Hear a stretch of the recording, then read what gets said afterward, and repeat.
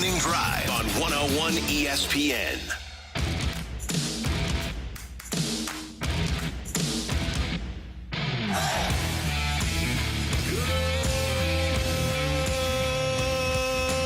Good morning, everyone, and welcome to the Opening Drive on 101 ESPN in St. Louis. Your time check brought to you by Clarkson Jewelers, an officially licensed Rolex jeweler. Brooke Grimsley, Danny Mac, Randy Carricker, Matthew Rocchio, and a happy Friday Eve, everyone. Brooke was staring into the camera as we started the show on our Air Alliance team studio cam, and I was chuckling at that. Well, Rocchio is not only our producer, but he's also our audio engineer and video engineer now with our YouTube channel, and he was ensuring that the camera would stay in place, because if you do watch on YouTube, every single morning, my camera goes flying over to the wall. Every single morning. I don't know why. I have no idea. But he was trying to stop it this time. Now it's fixed. I don't think I've worn I don't think I've come in here without a hat since I started. Dan? No, I come in with a hat and try to promote various brands. And today it's the Norwood Hills Country Club hat. Let's see. We've had Richmond. We've had... Have we done a Wake Forest? Yeah, we had a Wake Forest in there. We try to mix them in. All right. So, first of all, how many hats do you believe you have? Oh, man. Over 50. See, I think I might. I'm definitely north of 100. But here's the thing about hats. I have like 20 Callaway hats, and maybe 15 of them have been purchased. I spend $32 to advertise people to go buy Callaway stuff. I pay to advertise for Callaway. Yes, you do. I mean, same thing with Nike. You know, put a Nike hat on. It's the same thing. Yeah. If you're going to play golf, you're going to probably put a hat on, protect yourself from the sun. I bet you I have 40 combined Blues and Cardinals hats. I probably have 20 of each. I do not have one team hat. Really? Not one. Wow. Nope. I've got a couple of St. Louis City SCs. I had a lot of Rams ones that I gave away to charity back in the day. You didn't burn them? I did burn one. Did you? I've got a video of it, yeah. So you did like the LeBron going to Miami thing, except you did a hat. Okay. I put it on my grill. Did you really? Yeah. You have issues, man. I know. It was great. Oh, you know what else I did? So I had, it was a little Monday Night Football, like a little, it sang, "Are you ready for some football?" You remember those in the head turn? Yes. I forget what they called it, but somebody will next remember it on the text line. So when the Rams moved, I had this thing, because we took it to game, set it on a table for tailgates and stuff, but I laid it down and I waterboarded it. Waterboarded. What's that? It was a little plastic thing. So I took water and, I put a towel over its face, first of all, and then poured water over the towel. Torture. It's what we used to do to people at Gitmo. So I waterboarded this little, what was the name? Text in 314-399-9646, 314-399. Yo-ho! Yeah, this little Rams doll. I waterboarded it. Randy. So Dan, to your point, I do have issues. Yeah, you do. I mean, you're waterboarding, you're lighting hats. Burning. I didn't read a tweet yesterday we got during one of our segments, which was, I think it might have been asking Uncle Randy, which was, how would a one-on-one interview between you and Stan Kroenke go? Oh, it's the easiest interview in the world. I would ask, because Bernie Miklasz was here on the day that the announcement was made that Stan Kroenke was going to pick up his option. And he told Bernie, he said, "I'm going to do my damnedest to keep the Rams in St. Louis."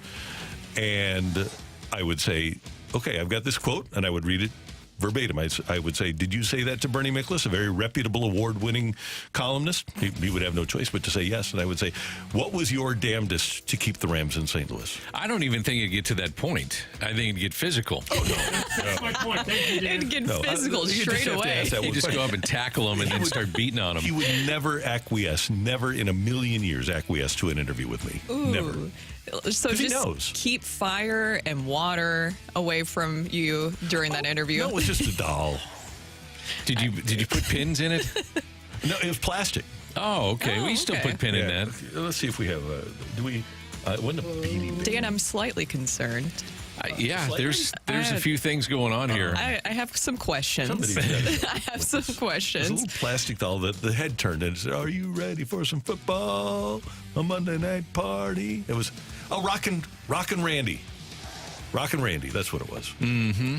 Yeah, so issues for sure. no doubt about it. Tortured. I agree. Okay. Yeah. Cardinals are back in action tomorrow, Friday. They're going to be in Atlanta, Hotlanta, to start a 3-game series. Then they go to Pittsburgh. We had Mike Claiborne on the show yesterday. Of course, Mike is with the Cardinal broadcast crew. And we talked about the trade deadline, which, oh, by the way, is less than 2 weeks away now. Trade deadline on the 31st. And we asked Mike about what the Cardinals needed and what he thought they could do. I think you need a front-end starter. So when you do get to playoffs, you will have Gray, starter, Kyle Gibson with legitimate arms to back those guys up. I think you need another guy who has closing experience in the bullpen, because as good as Ryan Helsley has been, I mean, you factor in how many games he's been involved in that the Cardinals have won, at some point he's going to hit the wall. And you can say, well, Kitchens can do it. Well, that's not move guys out of roles that they're already in. That's where teams make a mistake. And then thirdly, I think you need a right-handed bat. Arenado and Goldschmidt, we hope they're going to be better. They haven't been better, but you still need another right-handed bat because we are left-handed loaded, and we don't even have a right-handed bat legitimately coming off the bench, and that's something that's going to be a concern down the road.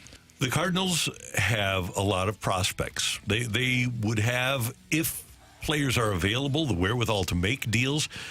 But, guys, my belief and concern is that the players that Mike is talking about aren't out there. I definitely don't believe there's a number one starter that the Cardinals could acquire.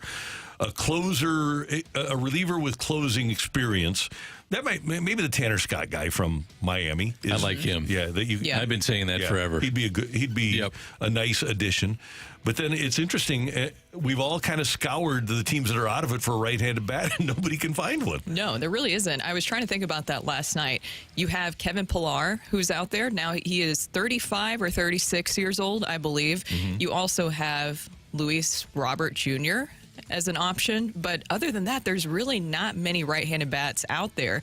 I do think that the starter is interesting because I've been saying that. I feel like you just need another arm to add to your starting rotation. What about Eric Fetty with the White Sox? Now, a lot of teams, of course, want him because it's Crochet, it's Eric Fetty. Those are the two guys. They're the lone bright spots, really, for the White Sox right now and their starting rotation and pitching. Eric Fetty, ERA down to 2.99, a very team-friendly contract, which would make sense for the Cardinals. And he also won the KBO version of the Cy Young last year. I feel like that would be something I'd go after. I would too. The left-handed pitching thing, or the left-handed situation in facing lefties, and they need a right-handed bat. The Cardinals are 28th in slugging percentage against left-handed pitching, 29th in batting average. So I'm not sure you can find a guy because we're talking about that. I'd look at Tommy Pham. I bet he's on the move as well. That would be somebody I'd look at. But the problem is, if you bring him in and Edman gets healthy, you already have 6 guys that can play the outfield. So is Tommy Edman the bat that, and it's not a significant bat, but is that somebody you're looking at to say, when we get healthy, talking from the Cardinals' perspective, they say that's one of the things that we need. In terms of pitching, the pitching is showing some cracks here in July. They're 21st in ERA. They're 10th in walk rate, but the ERA rotation in July is over 6. Sonny Gray himself is over 6 in his last 3 starts. And then the bullpen, this is where I keep going. I think the bullpen is where they need to go because their margin of error is so slim. And when the Cardinals are leading through 7 innings, they're 44-0. When they lead through 8, they have Ryan Helsley with 32 saves. I think that's where they're winning games, is with their bullpen. So why not bolster that part of your team? Because, as Clabe said, I think there's going to be some guys that hit a wall, if they haven't done that already, coming out of their pen. I will add to this that they might think that Riley O'Brien is going to come back and be a guy for them. I would not want to count on a guy who we haven't seen since opening day. And I'm the same way about Edman. I question what Tommy Edman is going to be able to accomplish. I want to circle back for a moment to the right-handed hitting. The reality of the situation is, and it's been this way since day one, against left-handed pitching, you've got to have Goldschmidt and Arenado hitting. Yep. That's what it comes down to. Those are your right-handed bats. Yeah. Well, and Kevin Pillar actually has great numbers in that regard, in that situation. But Randy found a doll. Rock and Randall. Yeah. There you There go. it is. That's the thing you tortured. Rock and Randall dancing so Monday nice. Night Football doll. Yeah. But at the same time, to your point, Dan, too, about the bullpen, Andrew Kittredge, we've seen his numbers start to trail off, too, specifically at home. But, I mean, he is already hitting pretty high number in appearances right now. I was looking at this. So 45 appearances so far for him this season. It was 14 last year for him, 17 the year before, 57 back in 2021. So those are pretty high numbers appearance-wise. I feel like you could add another arm to the bullpen. I just still feel like adding another arm to that starting rotation is so important because of those numbers you mentioned, Dan. And also, I don't feel like we still have answered the question of, okay, Sonny Gray is your number one. Who is the number two that you're going to in the playoffs? And maybe Fetty is the best option available. He certainly doesn't have a postseason pedigree. He's not perfect, but maybe he's the best of what you could get right now. Currently constructed, I would say that if the playoffs started today, Kyle Gibson is your number two. And that's the direction you have to go. I think of concern for the Cardinals in their rotation is that these guys are long in the tooth. So will they be able to hold up going into September? And the games mean more. That puts more pressure on a pitcher. It's not like you're pitching in April or May. It's amped up. And, again, their margin for error is slim, very slim. And they do need some kind of starting pitching help. I don't see them going out, though, and getting a guy that is a 1 or a 2. When everybody else is looking for the same thing, you're going to have to give up a ton. And when you talk about all three of the factors that Claves made, which is starting pitching, you're looking at a bullpen guy and then trying to find a right-handed bat. I mean, that's a lot of guys you'd have to give up to move forward. Now, one of the outfielders, that could be on the table, I think. Jordan Walker, I do not think is on the table, so you'd have to get really creative in how you did a move with those various issues that they have. Yeah, they love their guys, and it would seem like a risky, I don't know if it's a risky, seems like an unlikely proposition for them to move a major leaguer like Gorman, but it seems like they're still in love with people like Graceffo and McGreevy and stuff like that. Well, would you move even like a Lars Newbar? I think that it's fair to say, would you guys say that Dylan Carlson, he will be moved at the trade deadline? I would be surprised if he wasn't moved at the trade deadline. Me too. What about Ivan Herrera? And then what about a Lars Newbar? Are those guys that you're looking at that could be possible trade pieces to get one of those things that you're mentioning? I think they would be good choices, but if I'm another team looking at Newbar's availability over the last couple of years, I like his upside, but I'm not going to give up a key piece of property for a guy that I don't know if he's going to be there or not. Yeah, but if he stink, which some of these teams do,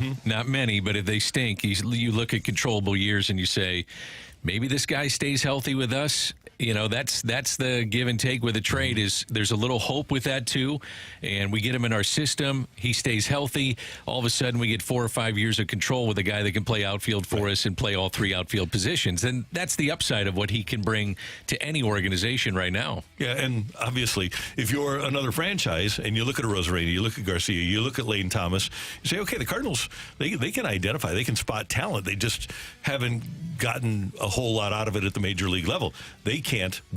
Other teams can, and we can do it.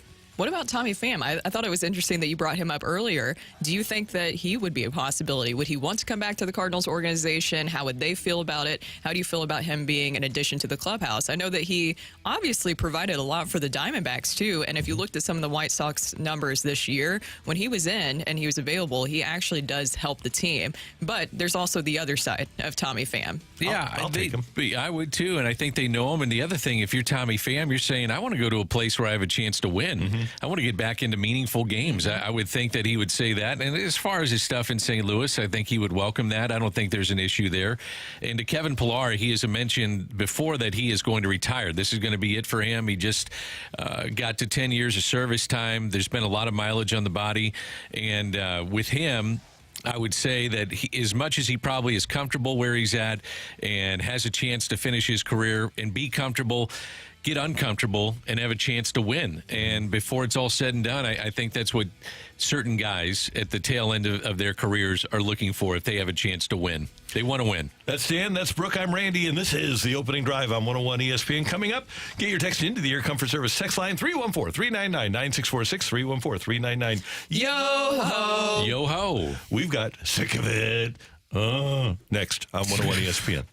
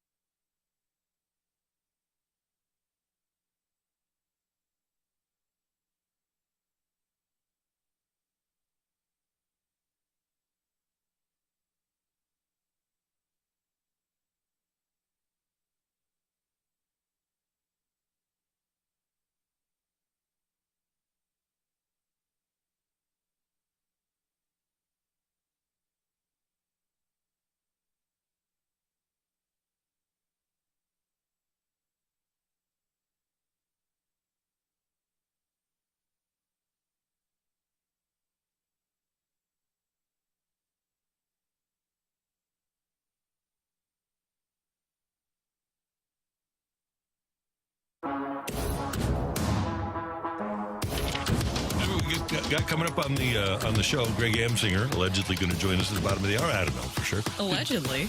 Oh, we don't know. Oh, no. We aren't positive, but we've got a plan just in case he doesn't answer.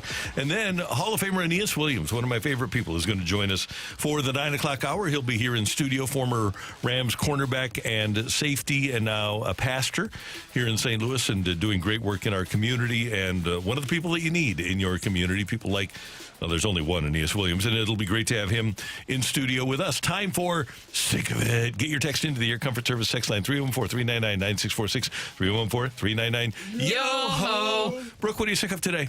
Well, what I'm sick of is the hold that Apple products have on us. Now, Randy, I kind of feel bad about this because I was reflecting on this yesterday. CD and I kind of pressured you into... Bullied. Oh, yeah, no, we just pressured you into getting an iPhone. And yesterday, I thought that I had charged my laptop overnight like I always do. Somehow it got disconnected. So I came in yesterday, laptop is completely dead. I go over to Jackson because he has a charger. And I was like, hey, can I borrow your charger?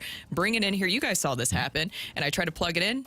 It was not the right charger because Apple, with all of their products, they like to change the charger with things. So I am sick of Apple and the way that they change things, the hold that they have on us. I remember you and I were discussing this. Remember when you were able to also upgrade your phone quite frequently? Yes. And now you can't do that anymore. It's very expensive. The cameras are also not as good on the new phones. I don't have one. I still, because we don't have the upgrades anymore, I have just my 12 Pro still, but I'm just sick of the hold that Apple products have on us. And actually, Samsung has really good phones, and they take great pictures too, I've noticed. I used to know that, yeah. So maybe this is also I'm sick of it, and I apologize. You're right. I'm tired of Apple products and how they just completely have a hold on our society. I know that in baseball it comes down to OPS, on base plus slugging. We really don't look at average, but I was looking at this. In 1998, the league average was 267.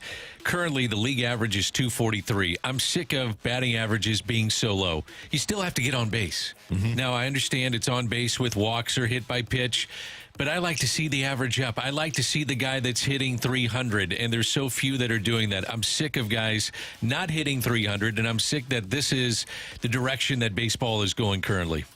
I am 100% in agreement with you. I mean, 100%. you still look, at least I do. I look at the traditional numbers, and then I go to OPS. I don't look at OPS first. I look at average, runs batted in, and home runs. I can't believe that people don't think the batting average is important. There's a lot that do. There really is a lot, actually, now. It's on base plus slug. Yeah. Get on base and hit for power. One of my favorite players has become Luis Ariz. Me too. Because he hits for average, he doesn't Slaps strike the out. ball And everywhere. If Nolan Gorman would take that approach with as hard as he hits the ball, he'd be one of the best hitters in baseball. I guess, it's accepted, and I understand that. But, man, give me some guys with average and see what happens. I'm with you. Guys, the other night, a big kerfuffle, or did it become a brouhaha with the whole jersey situation at the All-Star game? Ooh, I would say kerfuffle. Yeah. Okay. And next year we're going back to Consternation, if you will. Consternation is good. Yeah. Yes. Next year we're allegedly going back to players wearing their own jerseys in the All-Star game. And I am somebody who actually likes the Cardinals baby blue, and I really like their home Saturdays. But you know what I'm sick of? I'm sick of all the alternates. You give me white at home, gray on the road, and I'm good. I'm sick of having 5 million different jersey combinations. I am too. It's too much. Yeah. Are people really buying all of those jerseys? They're buying a lot of them, and that's why we have them. But from an aesthetic standpoint, as I'm watching a baseball game, there's nothing better than the Cardinal bright white and the Cardinal gray on the road. Yeah. I love the cream Saturdays with St. Louis on the front. Those are classic. The piping that's along the uniform kind of takes you back a little bit to the old school look of those. I am a huge proponent of those. The City Connects, I could take or leave. The baby blues, the winning blues, whatever, victory blues, I could take or leave those.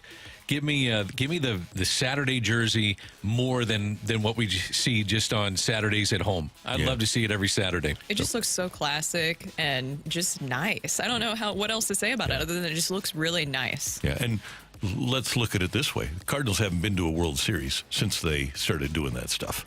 Oh, well, that's it then. Yeah. We get to the bottom of this problem. We've solved it. You go back to two jerseys, you're going to get in the World Series. All right, Matthew, what do you got on the old text line? I'm sick of myself having so much apathy about our sports teams. I know it's a me thing, but at some point, they have to give me hope, and that's a them thing. I have thought for many, many years that when you buy a ticket to a sporting event, that's what you're buying is hope. Even when the Rams were horrible, I was buying season tickets. I was buying hope. It wasn't reality. I wasn't buying the reality of them being good. I was hoping like heck that they would be good and that they would be competitive on a regular basis. You go to a Cardinal game now, Blues game, whatever. You are buying hope. But I would hope that you aren't. Clearly, you aren't apathetic because you're listening to us. But I understand where you're coming from, right? That. Is there a hope to win a World Series, a realistic hope now? Not this year. So I understand where you're coming from, how you could buy a ticket for a regular season game and say, okay, what, aside from tonight's entertainment, what is this doing for me? Am I going to be able to say, I was there on July 26th against the Nationals for a team that ultimately won the World Series? But that hope also, for me, when I go to a baseball game, tells me I may see something that I've never seen before. Yep. So that part of it in buying a ticket, for me, stands out. And I just love the game. And even when teams that I like are way out of it or making errors all over the place, I still enjoy watching the game. I'm with you. I am a fan, and a lot of people aren't. There's a means to an end for most, not for many people. That the only way that the team can succeed is if they win the World Series. Mm-hmm. I am somebody who really enjoys the journey.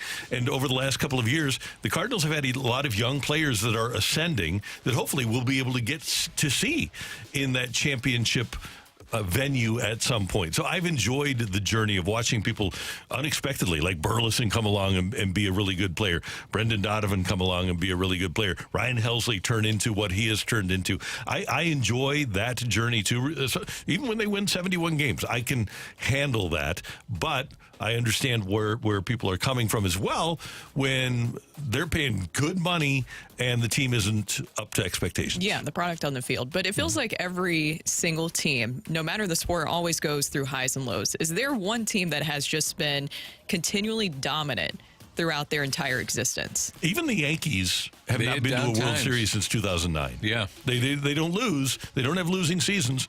But no, there is not, Brooke. Yeah, and that's the thing is that you go through the highs and lows. It makes you appreciate the good times even more when that happens. But to the point, too, I understand maybe they're a City SC fan and they're a Blues fan and they're a Cardinals fan. You had what happened last year with the Cardinals. Luckily, right now, what's happening with them, you have to be very excited with what's happening with the Cardinals currently. Now, the second half of the season is going to be really tough, but what they were able to do in the first half definitely needs to be appreciated. City SC, their struggles right now, I understand that. It's not fun to see all of that happen, and then the Blues missing the playoffs is never fun. So I understand in that regard when it's like it feels like one thing after another. When it rains, it storms. When the Cardinals stunk, I used to get a ticket just to go watch Ozzie take infield practice. Yep. That was my thing, and I didn't care if they won the game or not. I just got to see my guy field ground balls, put it behind his back, dribble with a baseball on the turf. I mean, that would to me, that's why I bought a ticket, because he was my guy. And let me put one other part of this in there. The Cardinals have fantastic promotions. The stuff they give away is great. You're getting stuff that's worth the value of a ticket when you go through the gates many nights. So if there's something that you're interested in, that's just another part of enjoying Cardinal baseball. Many times the promotions are worth the price of admission. Oh, yeah. There's a pickleball promotion coming up. You're all in it. You bet I'm going to be there.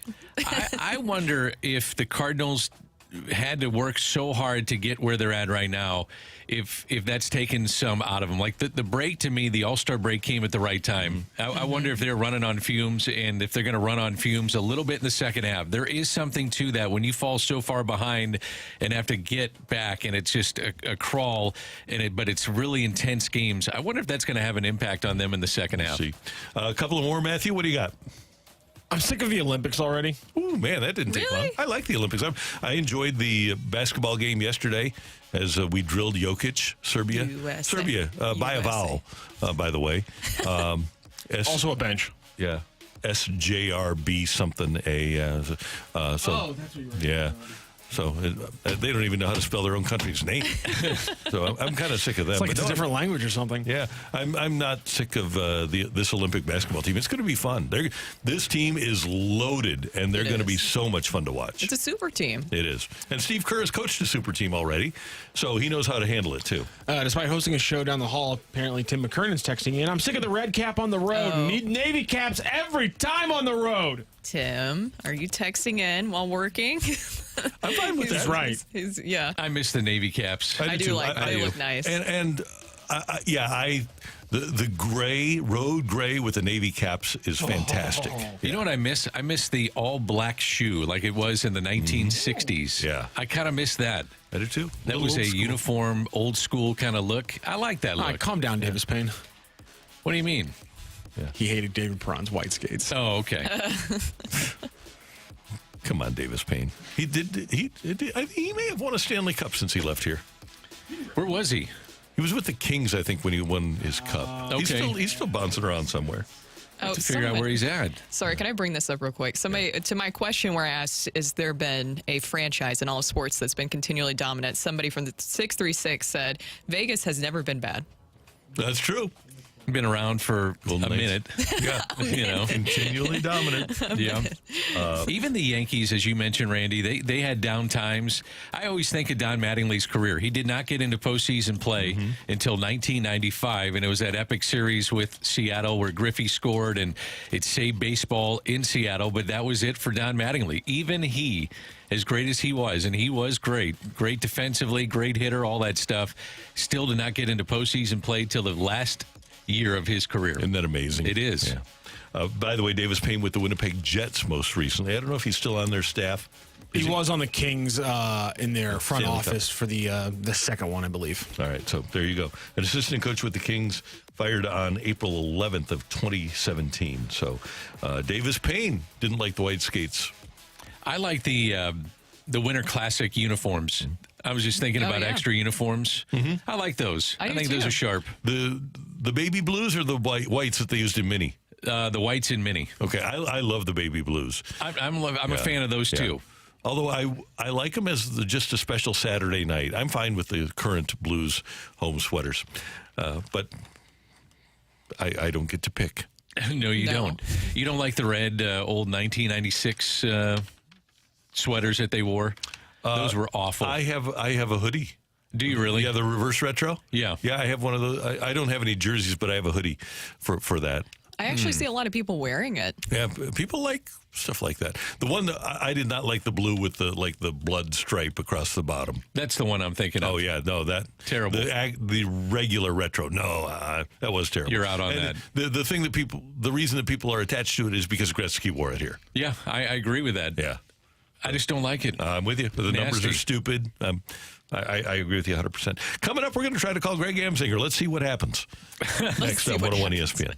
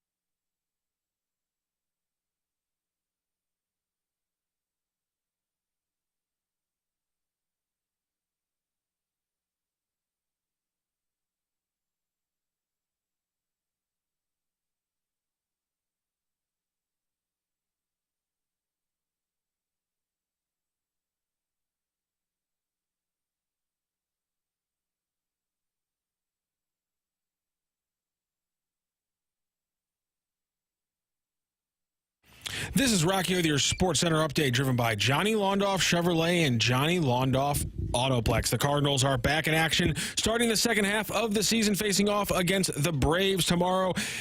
Cardinals 50 wins on the season, again starting the second half tomorrow. 6:20 first pitch, first series against the Braves. Last night, St. Louis City back in action as they had a midweek match, and it went about as well as the weekend matches have been going as they followed the Seattle Sounders 2-0. There was some news as 17-year-old Bloomington native Mekhi Joyner did make his debut after just having his signing announced a few hours before the game. That is your Sports Center update, driven by Johnny Londoff Chevrolet and Johnny Londoff Autoplex. See them at londoff.com. Chevy, together we drive. Are you kidding me?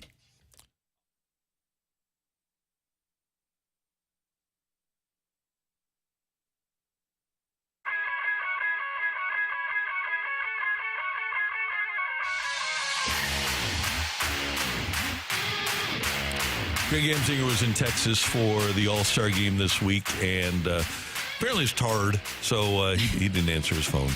But Brooke was on a podcast yesterday, and you were talking about the Cardinals and the circumstances under which they have gotten, 4 games over 500 and to within 4.5 of the lead in the division and in a good spot for a wild card, right? Yeah, I think that the biggest thing is he asked me a question about, one, how much credit do you give Oli Marmol for the first half of the season and how you're able to turn things around? And I talked about, just like as we have talked about, you have to give credit when credit's due. The way that Oli Marmol has been able to handle this whole situation, the way that this team has been able to handle this situation, as a fan, I feel like you should be excited about that. Now, I do understand that they started off 15-24. Your cornerstones are not what you have expected for them, and that's a carryover from last year. But still, Alec Burleson, the way that he has emerged as a really good hitter for this team and how exciting he is to watch. Brendan Donovan is a great player. You can put him anywhere defensively, and he will succeed for you. There is a lot of things to highlight. I feel like sometimes there's people who don't want to give credit or just, acknowledge the present. Now, I understand the second half is going to be hard because you guys told me about this. I didn't realize they have the 4th toughest schedule in all of Major League Baseball. In the National League. I think it's the 9th toughest in all of baseball. So 4th toughest in the National League in the second half of the season. That will be tough. But at the same time, aren't you guys happy about what they were able to accomplish in the first half? I'm mixed on it. I am. Here's why. Because if you tell me on the first day of spring training you're never going to have your starting outfield and that Arenado and Goldschmidt are going to suffer drop-offs and they aren't going to be what you expected them to be, and you're going to lose Wilson Contreras for 6 weeks. You tell me all of that and say, but you're going to be over 500 and within 4.5 of the lead in the division when you get to the All-Star break, I would have been happy with that. And so I am. And especially after the 15-24 start, we were thinking that the Cardinals were, and they may have been, that Milwaukee series, they might have been within a game of blowing the whole thing up. And that the Mother's Day game might have changed the whole season. So, yeah, when I look at the global view of this situation, I'm very happy with where they are under the circumstances. In general, am I? Would I prefer to be in first place? Yes. But the circumstances have me very satisfied with where they are. I think if you're the Cardinals, your perspective has to be to don't look at the wild card. Go win the division. Yeah. I mean, there's a really good chance you can win this division. You've got some head-to-head still left with Milwaukee. That's the difference. If they just play decent against Milwaukee, they're in first place. And Dan, they're to it. 1-6, and they've been outscored 42-16 by the Brewers. Exactly. Now, the schedule is not easy when they come back because you go to Atlanta, you go to Pittsburgh, much improved. You'll see maybe Skeens. It's going to be close, I think, with him, the way it all falls, and if they give him any rest after the All-Star break, although that was his normal day's rest to pitch in the All-Star game. Then you come home against the Nationals, still in the wild card race, and then you have Texas at the end of the month at home, and then it really gets interesting in August. August is not an easy schedule for the Cardinals, so it's something to look at, something to pay attention to as they head into the final 2 months of this regular season. And I think that it's the under the circumstances portion of this, because honestly, I thought, okay, 15-24, terrible start. Remember how many errors also we saw at the beginning of the season? There were so many different things that were happening. You had the injuries, and then as things started to progress, Wilson Contreras got injured as well, and somehow they were still able able to really mount this comeback. So I give credit for that. That's why I would say I'm happy to see that these guys didn't completely just lay down, give up, and say, all right, this season is a wash. Instead, they found a way to really push forward and mount a comeback. You mentioned the defense. They've cleaned that up. I also think they've cleaned up base running, which is important. I think the handling of the bullpen, that would be a positive. And I think to your point, Randy, I mean, dealing with the injuries. I mean, going into the season, not having your full complement of players in the outfield, but you've had the emergence of Brendan Donovan. You've had the emergence of Burleson. Those guys have to be in the lineup every day. So as you look at the second half, Ollie's going to have to get creative.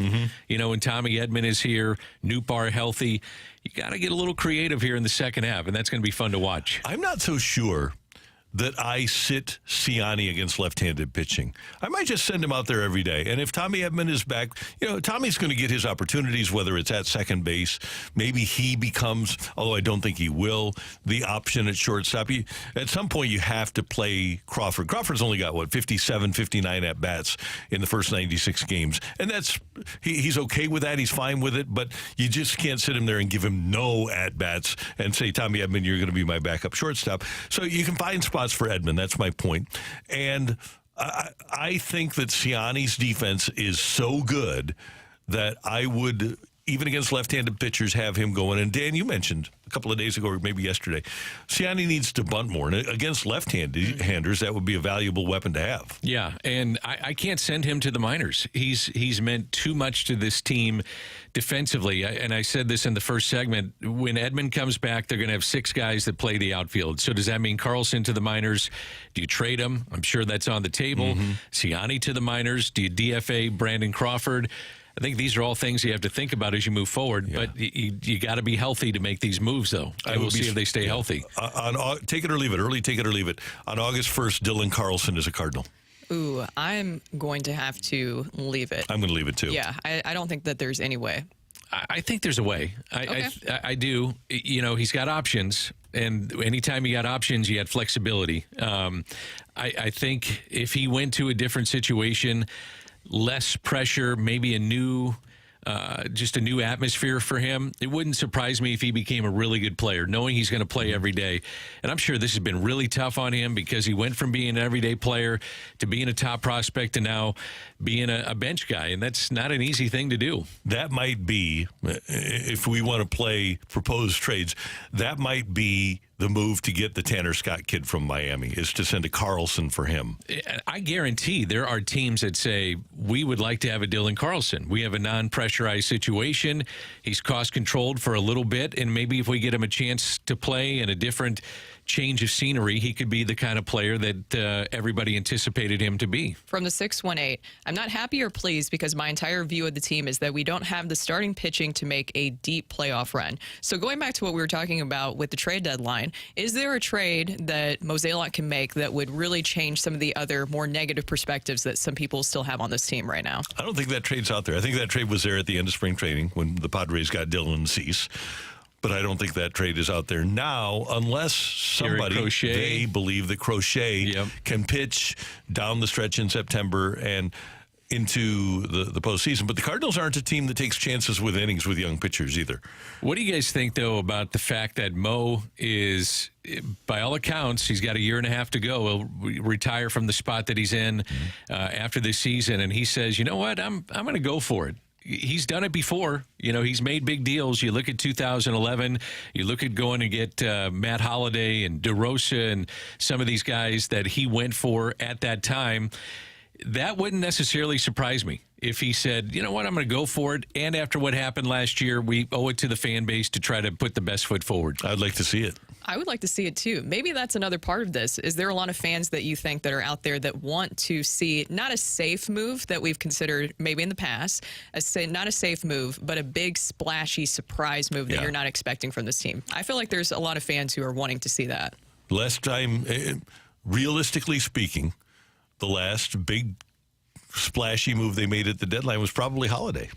That was 2009. I think it was. And if you got a Crochet, man, that would change your perspective of this team in a lot of ways. If you get a bullpen guy, complimentary guy, you say, yeah, that's good, that's helpful. Get a right-handed bat as we went through this before. There's not the huge names that are out there. But maybe there are. Maybe there's ones that are flying under the radar that if you get creative, you got a chance to do something with that. But then you got to figure out where to put them. Yep. Got to figure out where to put them, right. but they need pitching. Coming up, take it or leave it on 101 ESPN. Get your text into the Air Comfort Service text line 314-399-9646, 314-399-YO-HO. We've got TIOLI next on 101 ESPN.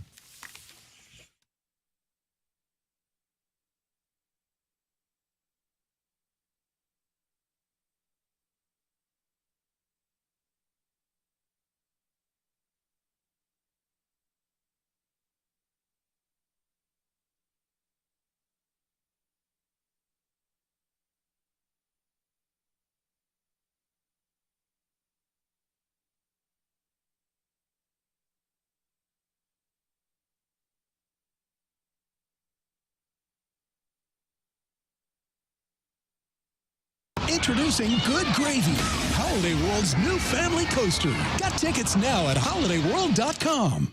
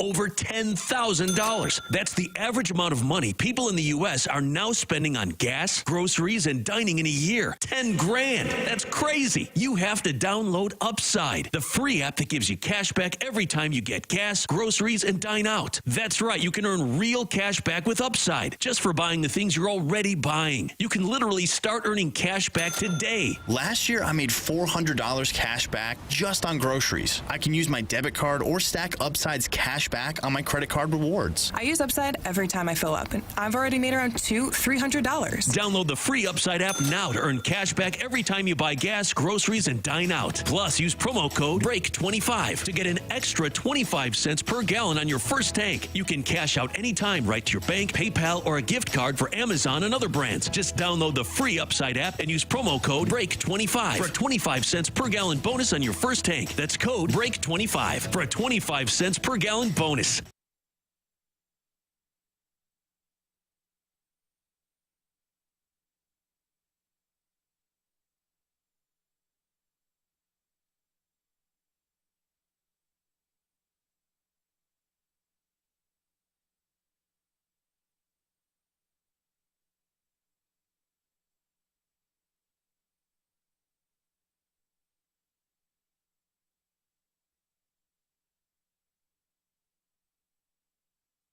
Hey, it's Danny Mack for Stewart's American Mortgage. If you're someone who is looking to purchase a home or refinance, or if you're looking to consolidate some of that ugly credit card debt, and maybe you don't know exactly what direction to go to in any of these things, hey, let's make it easy for you. Call Stewie from Stewart's American Mortgage.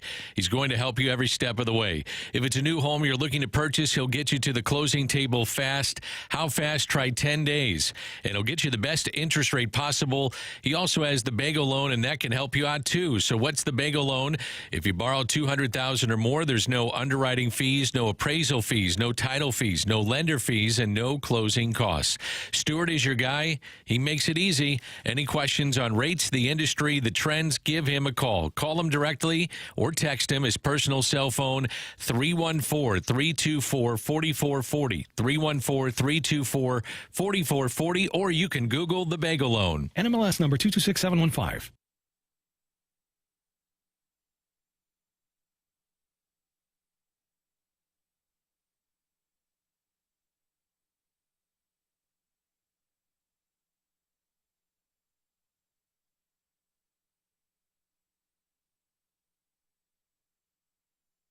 This is the opening drive on 101 ESPN. Brought to you by Sumner One. It's time for Take It or Leave It. Want to say something? Want to put it out there? If you like it, you can take it. If you don't, send it right back. Get your text into 314-399-9646 and give us your Take It or Leave It. Brought to you by Gloria Lou Realty. Visit GloriaHasTheBuyers.com and start packing. That's my final offer. Take it or leave it.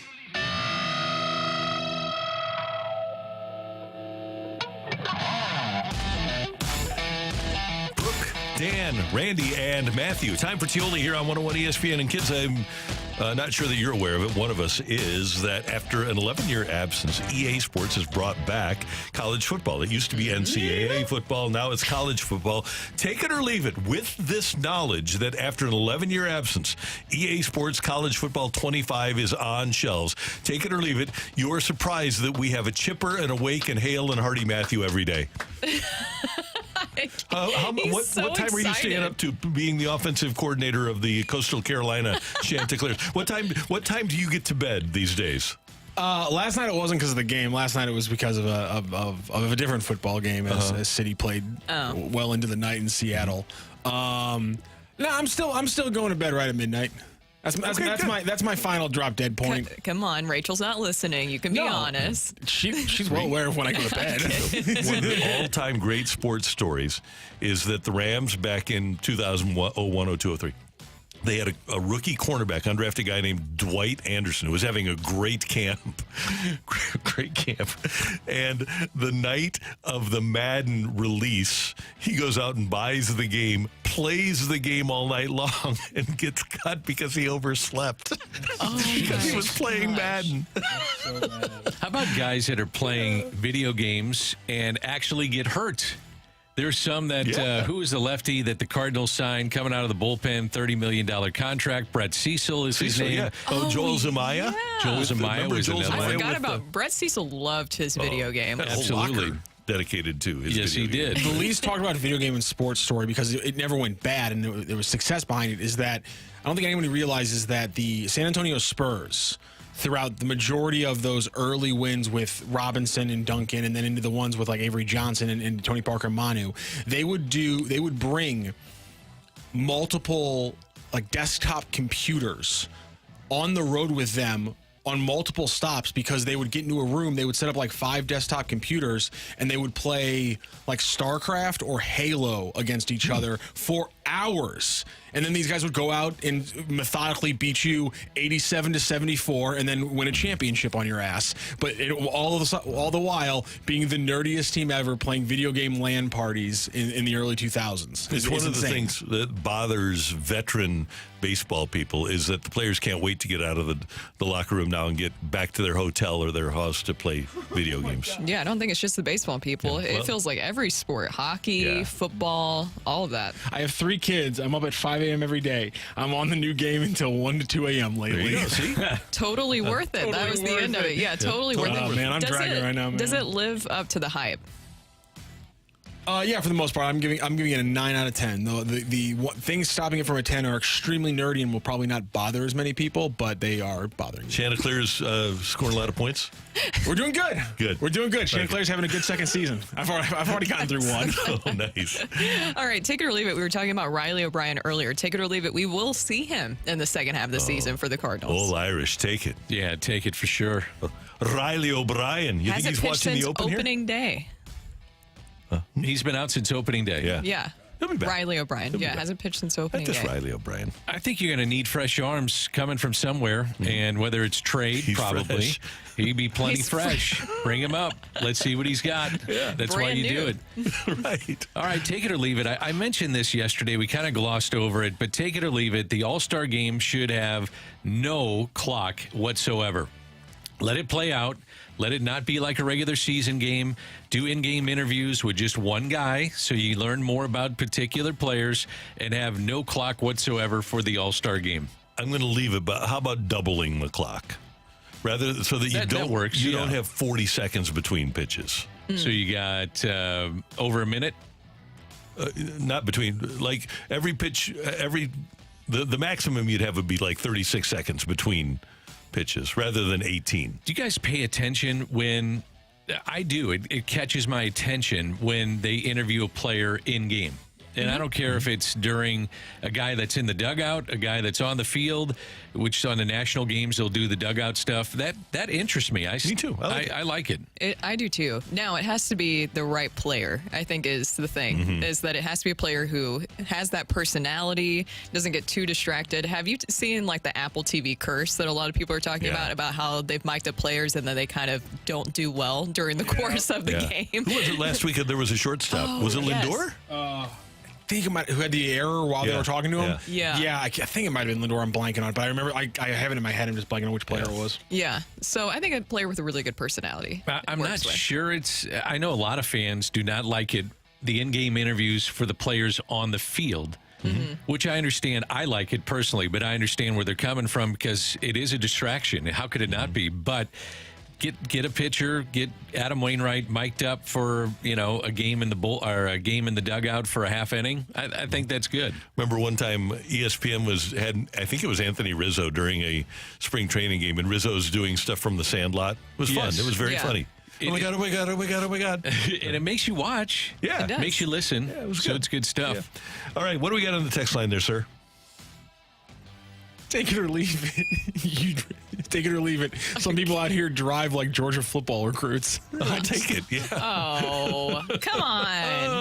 Leave it. I mean, what do you Not just recruits, but everybody in the entire organization. Did you see that Nick Saban is on a text chain with Kirby Smart and Lane Kiffin? Yeah, how about that? I'd be love to be so a fly on the wall for those conversations. Does Eli Drinkwitz get in, or is there? This I is wonder just what. that old staff. They I had that imagine staff they're was together. making fun of Drinkwitz on that text Probably, chain. yeah. I imagine he's probably one No.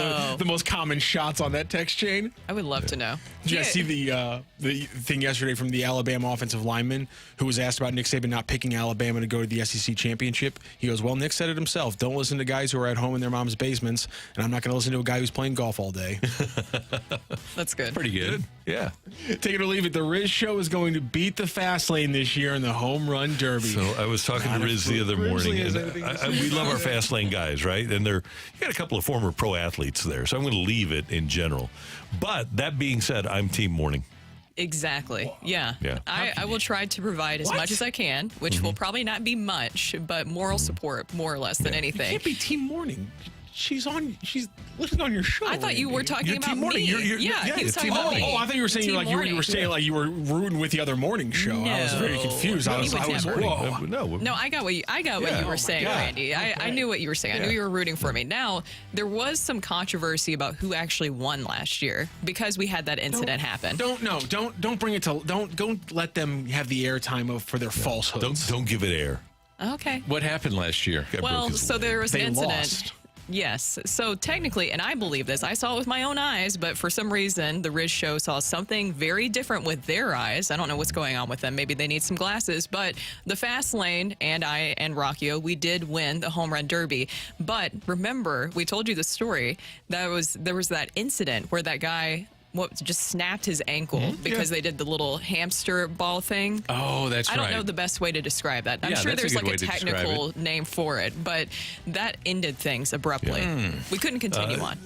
I think the term is he got McCallumed. Remember Napoleon McCallum? Mm-hmm. Snap. I call it Maybe Livingston. Nick Chubb. Yeah. Cadillac Williams. Yep. You think when that happens, they go, oh, snap. Oh, Randy. No, I don't. He handled I think it they go, really well. He didn't do that, Yeah, surprisingly. shock will do that to you. Yeah. Yeah, Be that's shocked. true. Yeah. I was shocked. I screamed, probably. It's nasty. That's- Yeah. yeah. Take it or leave it. The Texans win a Super Bowl before the Cowboys. Take it. Take that for I sure. like I hadn't that thought one. about Take how it. much. I hadn't thought about how much that might smart for Jerry Jones. Yeah. This is the one I was thinking of last night with all of the contract situations surrounding Dak Prescott. Take it or leave it. The 2025 opening day starter for the Dallas Cowboys at quarterback is Shedeur Sanders. I'm going to leave that. I think they re-signed Dak. Okay. Some way they're going to have to. They're going to have to. You got to make him. But here's the other thing. What's his appetite to come back and be the QB for the Dallas Cowboys? Yeah, and does he take a pay cut because he's going to make $50 million this year? So he's got to. Right now, the main guys, the top guys, are getting 55, so he's got to get up to 60. Do the Cowboys go $60 million a year with Dak? I would say so. Wow. I think they do. I don't know. You never know with Jerry Jones or AI Jerry Jones and what will happen. Right. I just think Shedeur Sanders. I think Deion still has a hold over Jerry Jones. I was just saying, you're all in on Shedeur as a legit first round NFL prospect. No, but the Cowboys are. Okay. Fair enough. That's a good point. So, hey, the Fast Lane's once again going to square off against the Rizzuto Show from 105.7 The Point at this year's Softball Home Run Derby, hosted by the O'Fallon Hoots, Saturday, July 27th at Carshield Field in O'Fallon, Mo. There's going to be a fast pitch home run derby that night featuring Rick Ankiel, Brian Jordan, and more MLB alumni. GA tickets are available now for just $15. Brought to you by Swiss Air Heating and Cooling, Faster House, and Zwickle Light. Get all the details on this year's O'Fallon Hoots Home Run Derby now at 101ESPN.com. Next up, Rob Manfred says he's going to try robot umpires next spring. Do we need the human element in baseball? That's next on 101 ESPN.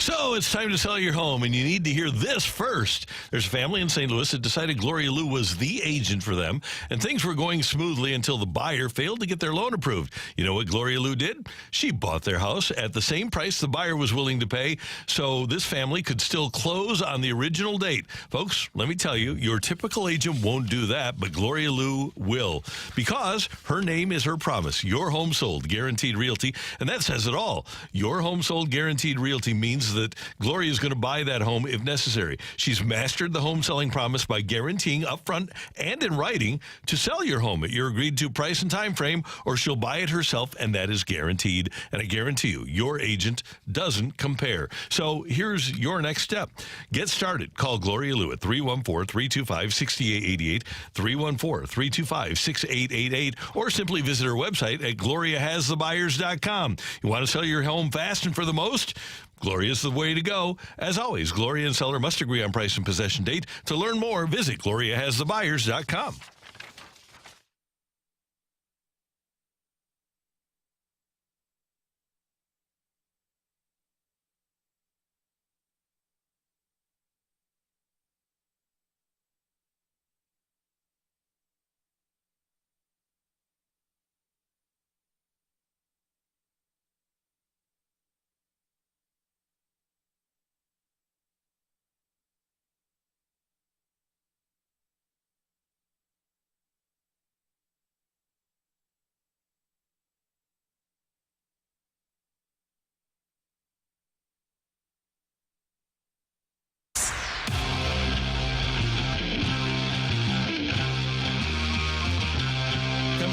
Segment, Brooke will bring you They Said What? But right now, the fresh take for today, and Rob Manfred, the commissioner of Major League Baseball, says that baseball hopes to test robot umpires as part of a challenge system during spring training next year, making an automated ball strike component possible as early as 2026. But Manfred still seems far from committing, saying that the league has, quote, technical issues surrounding the definition of the strike zone, unquote, that need to be ironed out before it's even tested by Major League players. The definition of the strike zone is essentially from the your armpit to the hollow of your knee. It's supposed to be that. It's been in the rule book for years. Obviously, different umpires have reduced that strike zone. They've never really expanded that strike zone. I don't know why there would be any question about the definition of the strike zone, but that's one of the things that's holding Rob Manfred back. I am all in on an automated strike zone with the real strike zone. I think a lot of the problems that baseball has incurred over the years, and many of these have been helped out by the pitch clock, but if you want to get back to, again, the game that we knew as kids, and you want to get people to swing the bat and not have people going to the plate with their first thought being to take a walk, expand the strike zone, get them to swing the bat. I think this is all really interesting because also in the article that I was reading about this, Manfred mentions that it seems like he and the players really want the challenge system. Mm-hmm. So you could still keep somewhat of that human element to this, because I know that's the big thing is like, okay, robot umpires, you're missing that human element, which I agree with. The challenge system, I think, is interesting because they've been testing that in the minors, and it seems to be working pretty well. But if you're talking about the pace of play and speeding up the game, don't you worry about how that would affect things? After we have the pitch clock and that's been implemented and it's worked out so well, I would worry about the challenge system and how that would affect the pace of play. But this is immediate. It's because somebody up in the booth has the software, and all you have to do is tap a button, challenge, and it comes back immediately to the umpire, whether it's a ball or strike. I think it'd be interesting to see how pitchers have to adapt as well, and it'd be beneficial for them because they're throwing 100 and they throw it up in the zone. Nolan Gorman being a perfect example.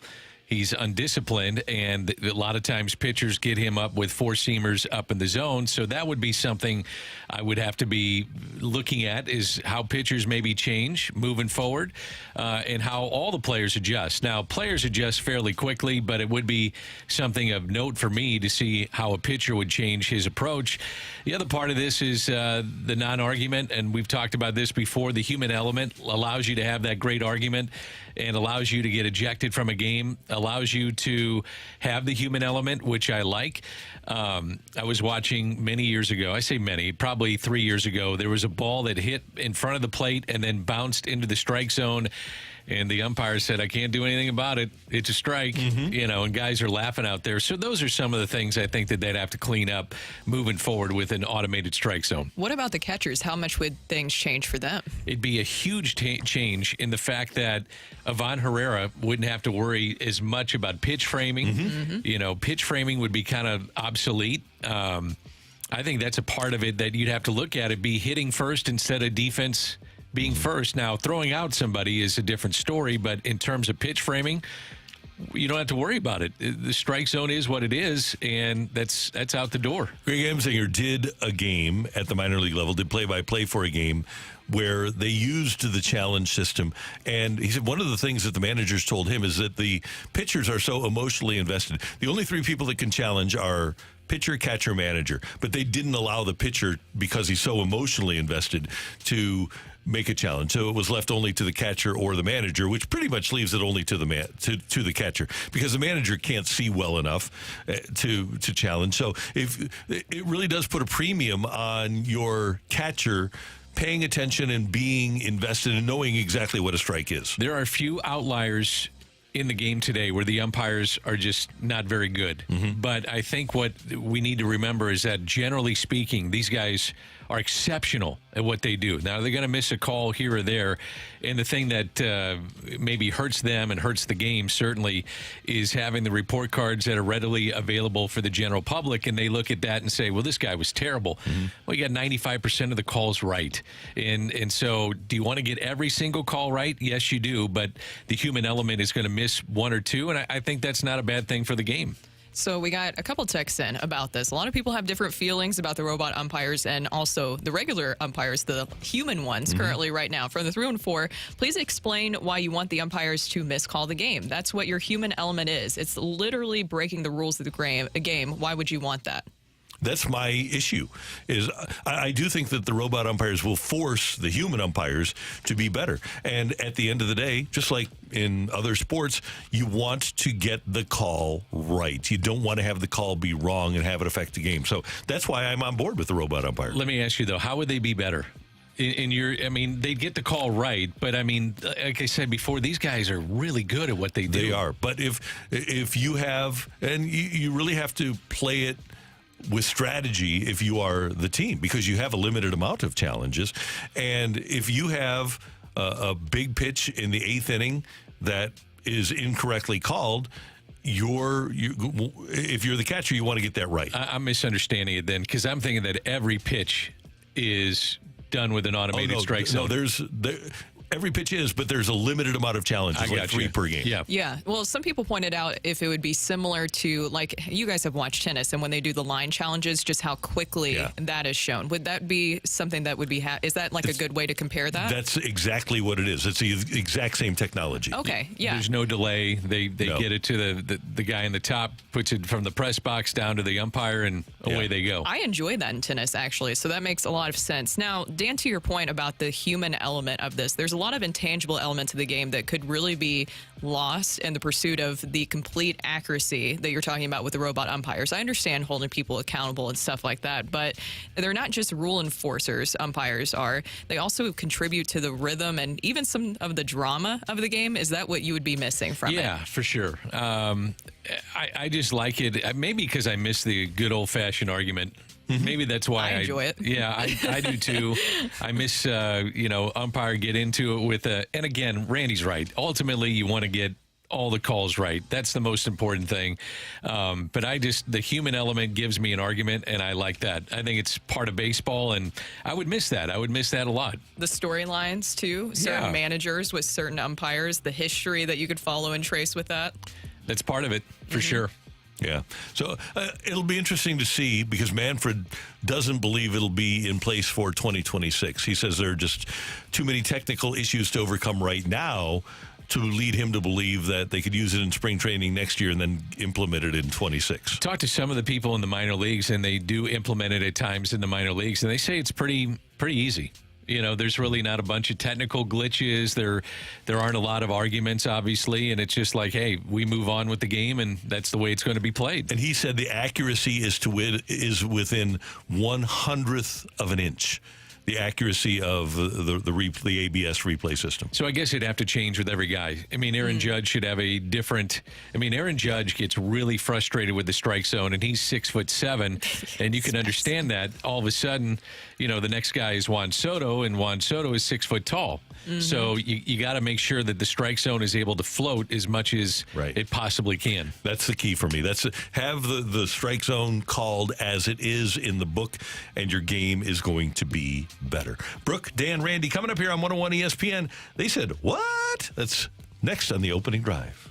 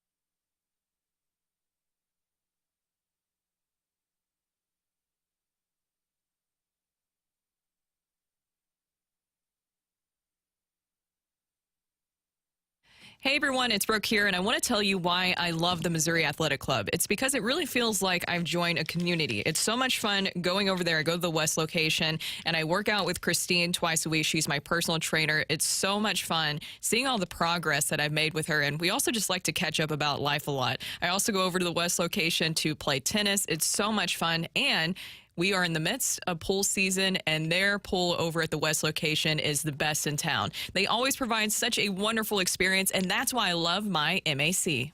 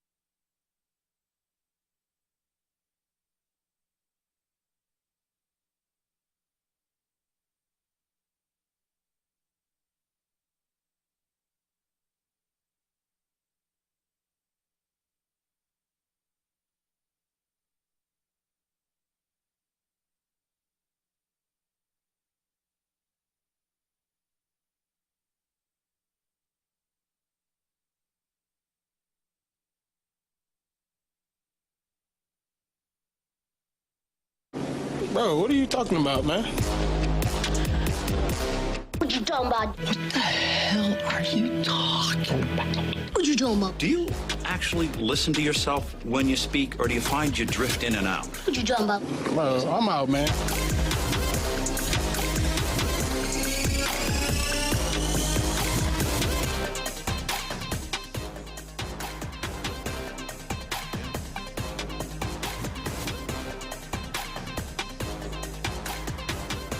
Playing once a month, playing 4 times a year in the majors is proving that that's not enough. He's not competitive now, and he said that he wouldn't play if he wasn't feeling he was competitive. And he is. And I wish he wouldn't, because I want to remember Tiger Woods the way he was, not the way he is now. And there's a time to go, and very few top sportsmen take that opportunity to go at the right time. And let's hope he doesn't continue in this vein for a few years, and then we'll go, well, hang on. The guys coming through know Tiger Woods now. No, this isn't Tiger Woods. This isn't the same guy. He's not the same guy. He's not the same aura about the man. He's not the same passion. He hasn't got the same charisma about him that he had. And it's a shame. It's time for They Said What. Brooke, Dan, and Randy here. And what you just heard was European golf great Colin Montgomerie in a recent interview with Talk 2 Sports. He even made similar comments to the Times of London, where he suggests that Tiger Woods, it's time for him to retire, to hang up the spikes. As Tiger gets ready for the British Open, and we were debating about this, do you call it the British Open or do you call it the Open Championship? I am all about the British Open because the only real Open is right here in the United States of America. If you're going to call something the Open, it's the U.S. Open. Okay. I go either way. Either way, as Tiger gets ready for that, the 15 major champion had this to say about Colin Montgomerie's remarks. Well, as a past champion, I'm exempt till I'm 60. Colin's not. He's not a past champion, so he's not exempt. So he doesn't get the opportunity to make that decision. I do. That's, I mean, you've earned that. You've deserved it. So when I get to maybe at his age, I can still make that decision. Well, he doesn't. That was Tiger Woods' reaction. Now, also, if you've seen the video, looking at his face, I know there's people laughing in the background, but Tiger was being dead serious. I felt the Navy SEAL training kind of coming out in those comments, didn't you guys? Yeah, here's what I wish. I wish Tiger still had the game to put a chip on his shoulder and go out and prove Colin Montgomerie wrong. But he doesn't have the game to do that anymore because he does. He had that Michael Jordan chip on his shoulder, but he doesn't have the ability, the game to back it up anymore. I think there's some truth to what Montgomerie said. However, on the flip side, this guy still made the cut at the Masters. Still made the cut at the Masters, wasn't great at the PGA, wasn't great at the U.S. Open, obviously, but he still moves the needle. So if you're watching on USA Network, and we talked about it before we came on the air, the first thing I thought of, and I asked you guys, is Tiger teed off, which he hadn't, and who's the first person I want to watch? Tiger Woods. Yeah. So for the TV networks, for the growth of the sport, for bringing people in, he still brings people in. You still want to watch him, even at a diminished level of his play. At least I do. But I think Colin Montgomerie looks at it as we do as a fan. And the things he said, he wants to remember the great Tiger Woods. He also probably, he probably didn't watch Willie Mays, but people remember Willie Mays. I just wrote that down, right? Willie Mays. Yeah, falling down in center field in 1973. We all want to, we don't, who does remember Michael Jordan with the Wizards, although he was pretty good. But we don't want to remember athletes as diminished. We say that, right? But we're all going to remember all the great things about Tiger Woods. We aren't going to remember the bad Tiger Woods. We don't have to worry about this. His legacy is greatness, and we're all going to remember the greatness. He completely changed the golf world. Yeah. I mean, completely changed it. Even if, in my opinion, even if his presence is ceremonial at times, nobody should be trying to push out the greatest golfer ever. And I don't think, I thought the comments were completely out of line by Colin. I don't think he should be making those comments because of what Tiger Woods has meant to the golf world. I do understand that things have not been great as of recently, but do you guys agree that even seeing these recent struggles in no way affects his legacy in your minds? No, not at all. None. And Colin Montgomerie has always been a polarizing, controversial figure. So this isn't a surprise from him. And I thought Tiger had the perfect response. Again, and maybe Tiger will do something today just to have a chip on his shoulder. I'll be interested to see today and tomorrow whether or not he has enough game to make the cut. That'd be great. I would love to see him make the cut. So Colin Montgomery will come back and play in the Ascension Charity Classic. Can you imagine the crowds that would follow Tiger Woods in a senior event? They would have to get extra security. Yeah. I've talked to people about this at the Ascension. I said, what if he decided to come back and play and do this on the senior tour? And they said, we'd be scared because we'd have to get so much security, extra parking. It would change the entire tournament because people still want to watch him play. I have a question for you guys. So when we're talking about his legacy, and he said that he's very adamant, I'm talking about Tiger Woods, that he will be able to play and continue to play until he's no longer physically capable or loses belief that he can win. What do you think that Tiger Woods is trying to accomplish now? What is his goal? I don't think he thinks that he's done. No, I'm sure that as he tees off in about 10 minutes, he thinks he can win this thing. And even when he's bad, like he was in the PGA and the U.S. Open, after rounds where he's shooting 74, 75, he's saying, I'm so close. He's saying, I hit a lot of good shots today. And then he's got a reason, maybe not an excuse, but a reason for why he didn't shoot a 69. I wonder if he was more competitive outside the majors and competing in more tournament golf, just how good he would be. Yeah. Tournament golf and then playing with your buddies clearly is two different things. But his body won't allow him to do that. And again, we tune into these tournaments. As a golf fan, I would tune in whether he's there or not. But on certain apps, you're able to follow certain groups. The group I follow, I don't care if he's playing awful, is Tiger Woods. Yeah. I want to watch him hit the ball. It is amazing on the PGA Tour, and really for us too. But 3 putts a day. Think about it. 3 putts a day takes you from a 72 to a 69. And it's 12 strokes over the course of a weekend. 3 missed 1-inch putts a day is all it is out of the 72 or 69 shots you might take. I think the thing that's hard to watch is him walk. Yes. Yeah. That is the part that I kind of watch and I'm like, I don't know if he should still continue to do this. But my other point of this is that if he wants to do it, then more power to him. And I don't care watching a diminished Tiger Woods. I'm still going to watch. I'm still going to watch. Yeah. And that's why I just have to disagree with him. I know that there are some parts of the conversation that are true. You want to remember people at their best, at the height of their career. But is there ever really a good way to exit from the sport that you've played your entire life? We were discussing this, remember, with Joey V the other day, where he said there's not exactly a perfect scenario in a lot of ways of exiting. There's John Elway, right? Winning. Yep. I don't even think Peyton Manning, although Peyton Manning won the Super Bowl in his last game. But he had a lot of neck issues. Right, and his last season was not great. Is there a perfect way to go out? I think if Tiger would announce his retirement before the 4 majors and let him get the applause, the feeling of love that he gets from golf fans as he goes out on all 4, I think that would be a good way for him to go out. But he'd have to announce his retirement, obviously, before all those events would take place. Yeah. What about playing for his kids, Stu? Do you think that that's a factor? I don't know if he has spoke about this before, but we've heard a lot of players say that, where they talk about, I just want my kids to be able to see me play, because obviously they were a lot younger and wouldn't remember as much. Why is A.J. McCarron playing for the Battlehawks, right? Exactly. Yeah. Yeah. So, yeah, I think that. Although Tiger's kids now are of the age, he's played with Charlie a lot in tournament play. But, yeah, that has to be a part of it, I would think. And that's the other part.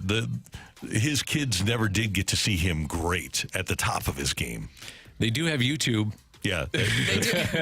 But it's different seeing it in person, though. I know, Seeing the crowds, all that stuff. Yeah. So we got some texts in. Albert Pujols had a great last season. He did. And he went out. I thought about Albert. He went out in great fashion with playoff games. Jerome Bettis. Yep. Wins the Super Bowl in his hometown, by the way. Yeah.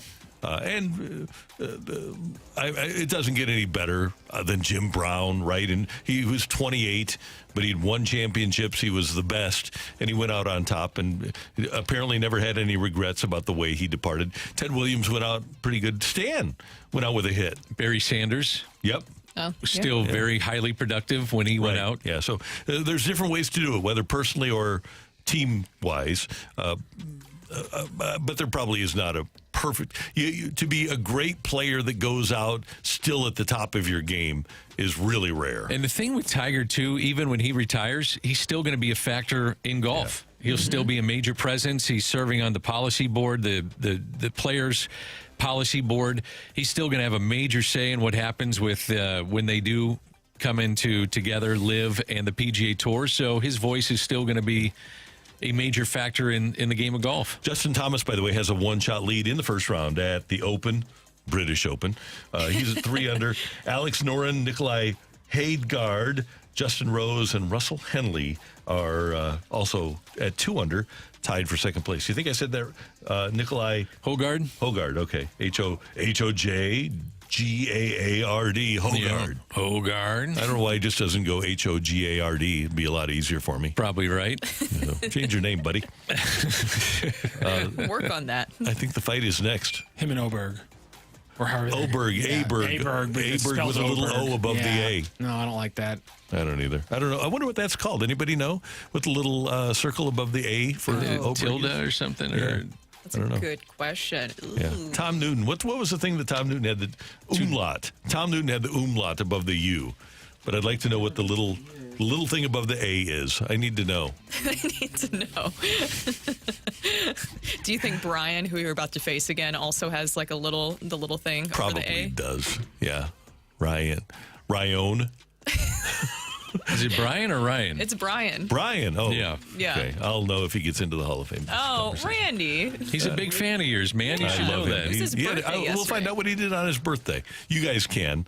And then I'll come back and fight him again. Yes, did you find out? The letter A in Swedish has an A with a ring above it, called a ring or a diacritic. A ring or a diacritic. And it is pronounced with a hard vowel sound like the O in or. Oh. Hence. Remember when that happened to Roger Ebert? No, I don't. Diacritic? Yeah. It's not funny. It's just not. Oh, my gosh. I didn't like Roger Ebert, so it's extra laugh. What did you have again? Am I missing? What? He's a terrible critic. Didn't he die? Terrible Okay. critic, yes. Diacritic. I would watch Robert Ebert and Roger Ebert and Siskel and Ebert. Siskel, that's who I was thinking of, the bald I love guy. those guys, yeah. But I like my joke. Yeah. Siskel and Ebert. Yeah, wasn't there a second one after Siskel? Wasn't it Ebert and, wasn't there another one that he did? Yeah, I forgot, though. You're Ebert right. and Roper? Well, that's it. Yep. Yeah, it was the other. Yeah, good, well done. Yep. Diacritic. Boy, this went from Tiger to this. Listen, we went all over the place. Thank I you. think Brian's waiting to fight. Oh, yeah, Randy. Brian that's is going to fight me next on 101 ESPN.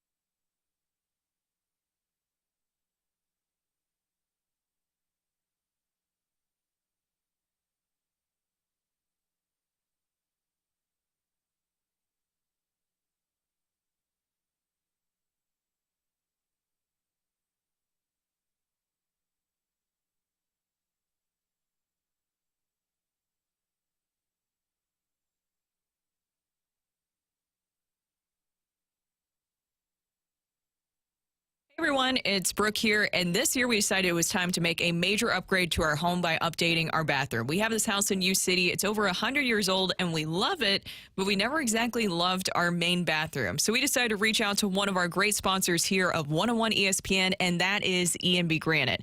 E&B Granite's team visited our house for a free consultation, and they came up with a vision of how to really transform our bathroom. My favorite part of working with E&B Granite was stopping by their amazing showroom to explore their large selection of in-stock custom countertops, all of their countertop options. Jen was the one who was working with us, and she was fantastic. She had so many great ideas for us that really fit within our budget, and I'm happy to report our bathroom is done, and it looks amazing, and that's thanks to E&B Granite. They've been turning visions into realities for over 20 years. So go and schedule your free consultation by calling 314-645-9300 or go online to embgranite.com or stop by their showroom today and make sure you mention that I sent you.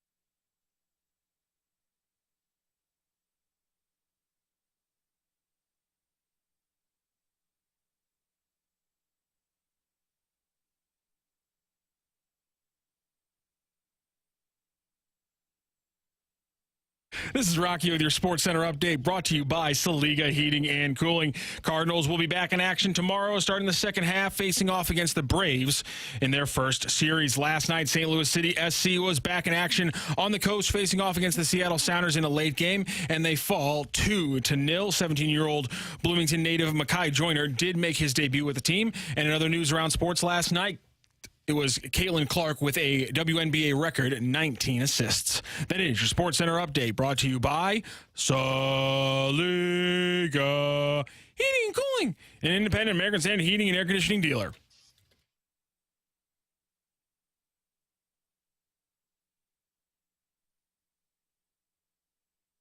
To the fight. In the red corner, Average Joe Listener.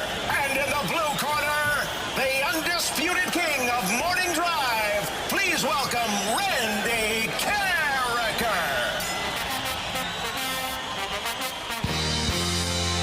Welcome back to the opening drive. Brooke, Dan, Randy, and Rockio here, and it is time for the fight, and we are bringing back a fighter today for round two, coming off of his birthday yesterday, a big victory for his B-Day.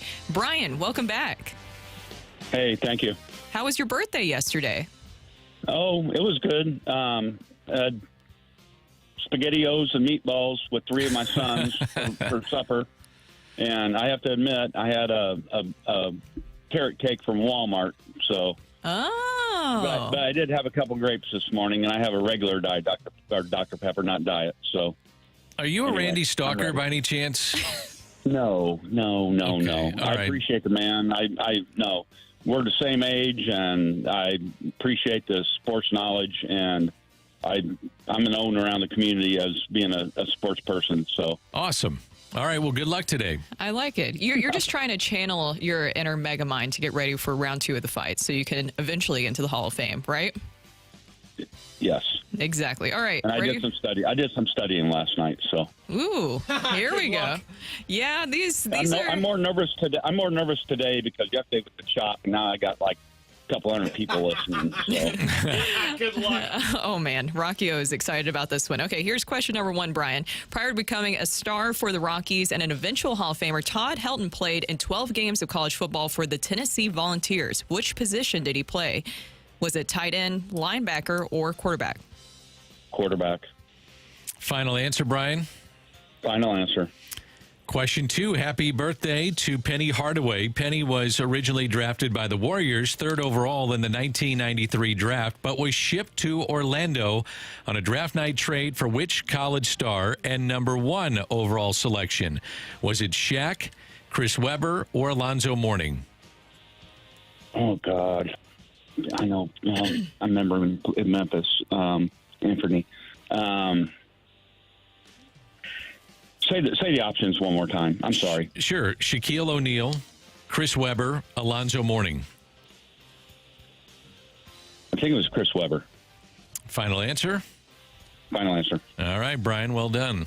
In addition to City's young debut last night, Union Ford Kevin Sullivan became the youngest professional in American sports when he debuted at 14 years, 293 days old. Who is the youngest player ever drafted and to debut in NFL history?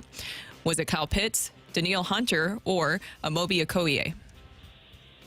Neil Hunter. All right, question 4. Which infielder is the last Cardinal to hit a home run in the All-Star game? Was it Paul Goldschmidt, Albert Pujols, or Scott Rowland? Oh, gosh, dang. I remember it. I think it was Scott Rowland. Final answer. All right, let me go grab Randall. How are you feeling, Brian? Oh, 50-50 like yesterday. Yeah, you never know. You never know what will happen. You're powered by Walmart carrot cake and your birthday, and you're coming off a big victory yesterday with Randy. And he is marching in. I don't see any grapes, Randy. I had a banana. Oh, a banana today. Yep. I always am very scared when you don't have the grapes. I feel like the grapes really unlock another level of you. Well, they do. But I didn't have any at home today, so I went with the banana. You need to go grocery shopping now. I do. And get those. Yeah. All right. Say hi to Brian again. Brian, how was your birthday yesterday? It was great. Good. It was great. Did you get taken out to dinner? Where'd you go? I had ate with 3 of my 4 sons, and we had SpaghettiOs and meatballs and garlic bread. Awesome. Sounds That's great. what they wanted. Good deal. And we had Walmart carrot cake. I didn't make the carrot cake. I apologize. No worries. No worries. I hope you enjoyed it, though. That's a great birthday cake to have, is carrot cake. Good. It is. Yeah, I love SpaghettiOs, too. Oh, I haven't had those in a while. SpaghettiOs, yeah. Yeah, all That's right. what they wanted. Well, my youngest just had his wisdom teeth cut out, so we had to be careful with his diet. So I get that. Yeah. Yeah. Well, I'm glad you had a good time. Yep. Are you ready for question number 1, Randy? Ready. Prior to becoming a star for the Rockies and an eventual Hall of Famer, Todd Helton played in 12 games of college football for the Tennessee Volunteers. Mm-hmm. Which position did he play? He was Peyton Manning's backup quarterback. He was a quarterback at Tennessee. He was a volunteer. Final answer? Yes, sir. Todd Helton, quarterback, Tennessee. Volunteer. Happy birthday to Penny Hardaway. Penny was originally drafted by the Warriors, 3rd overall in the 93 draft. But was shipped to Orlando on a draft night trade for which college star and number 1 overall selection? I'm going to go C-Webb. I'm going to go with Chris Webber. Webber from the Fab Five from University of Michigan. Ultimately a broadcaster. I thought he did a good job. I don't know why he's not broadcasting anymore, at least nationally. Is that your final answer? I'm going to go with C-Webb as my final answer, yes. All right, question number 3, Randy. In addition to City's young debut last night, Union Ford Kevin Sullivan became the youngest professional in American sports when he debuted at 14 years, 293 days old. 14 years old? Pro athlete? Mm-hmm. Wow. Yeah. Who is the youngest player ever drafted and to debut in NFL history? Youngest player drafted and to debut in NFL history. I'm thinking that there might have been somebody who was actually drafted at 20. Well, I know Todd Gurley was 20. I think Greg Robinson was 20. Eric Swan was very young. I'll do the lifeline here, Brooke. Okay, Kyle Pitts, Danielle Hunter, or Amobi Okoye?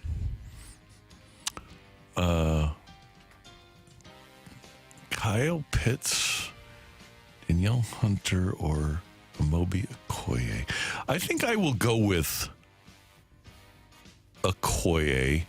I'm a total guess. But I will go with Okoye. Amobi? Amobi Okoye, yes. All right. Which infielder is the last Cardinal to hit a home run in the All-Star game? The last Cardinal to hit a home run in the All-Star game, infielder. I'll go with Scott Rowland. Final answer? Yeah. You feel confident? No. Matthew, do your thing. I love how the fight works out sometimes. It's kind of funny how you didn't have the options. I mean, you had the exact same guess on one of these questions as our listener. Brian. Neither one of you were correct, but it's just That would be Brian. Funny to me that you had the same guess as Brian. Yeah, you told me earlier. Brian. I did tell you. Thank you. Thank you very much, Danny. Brian. Did Brian walk away with another win? And is he going for the Hall of Fame on a Friday? Could he walk off into the weekend with some hardware?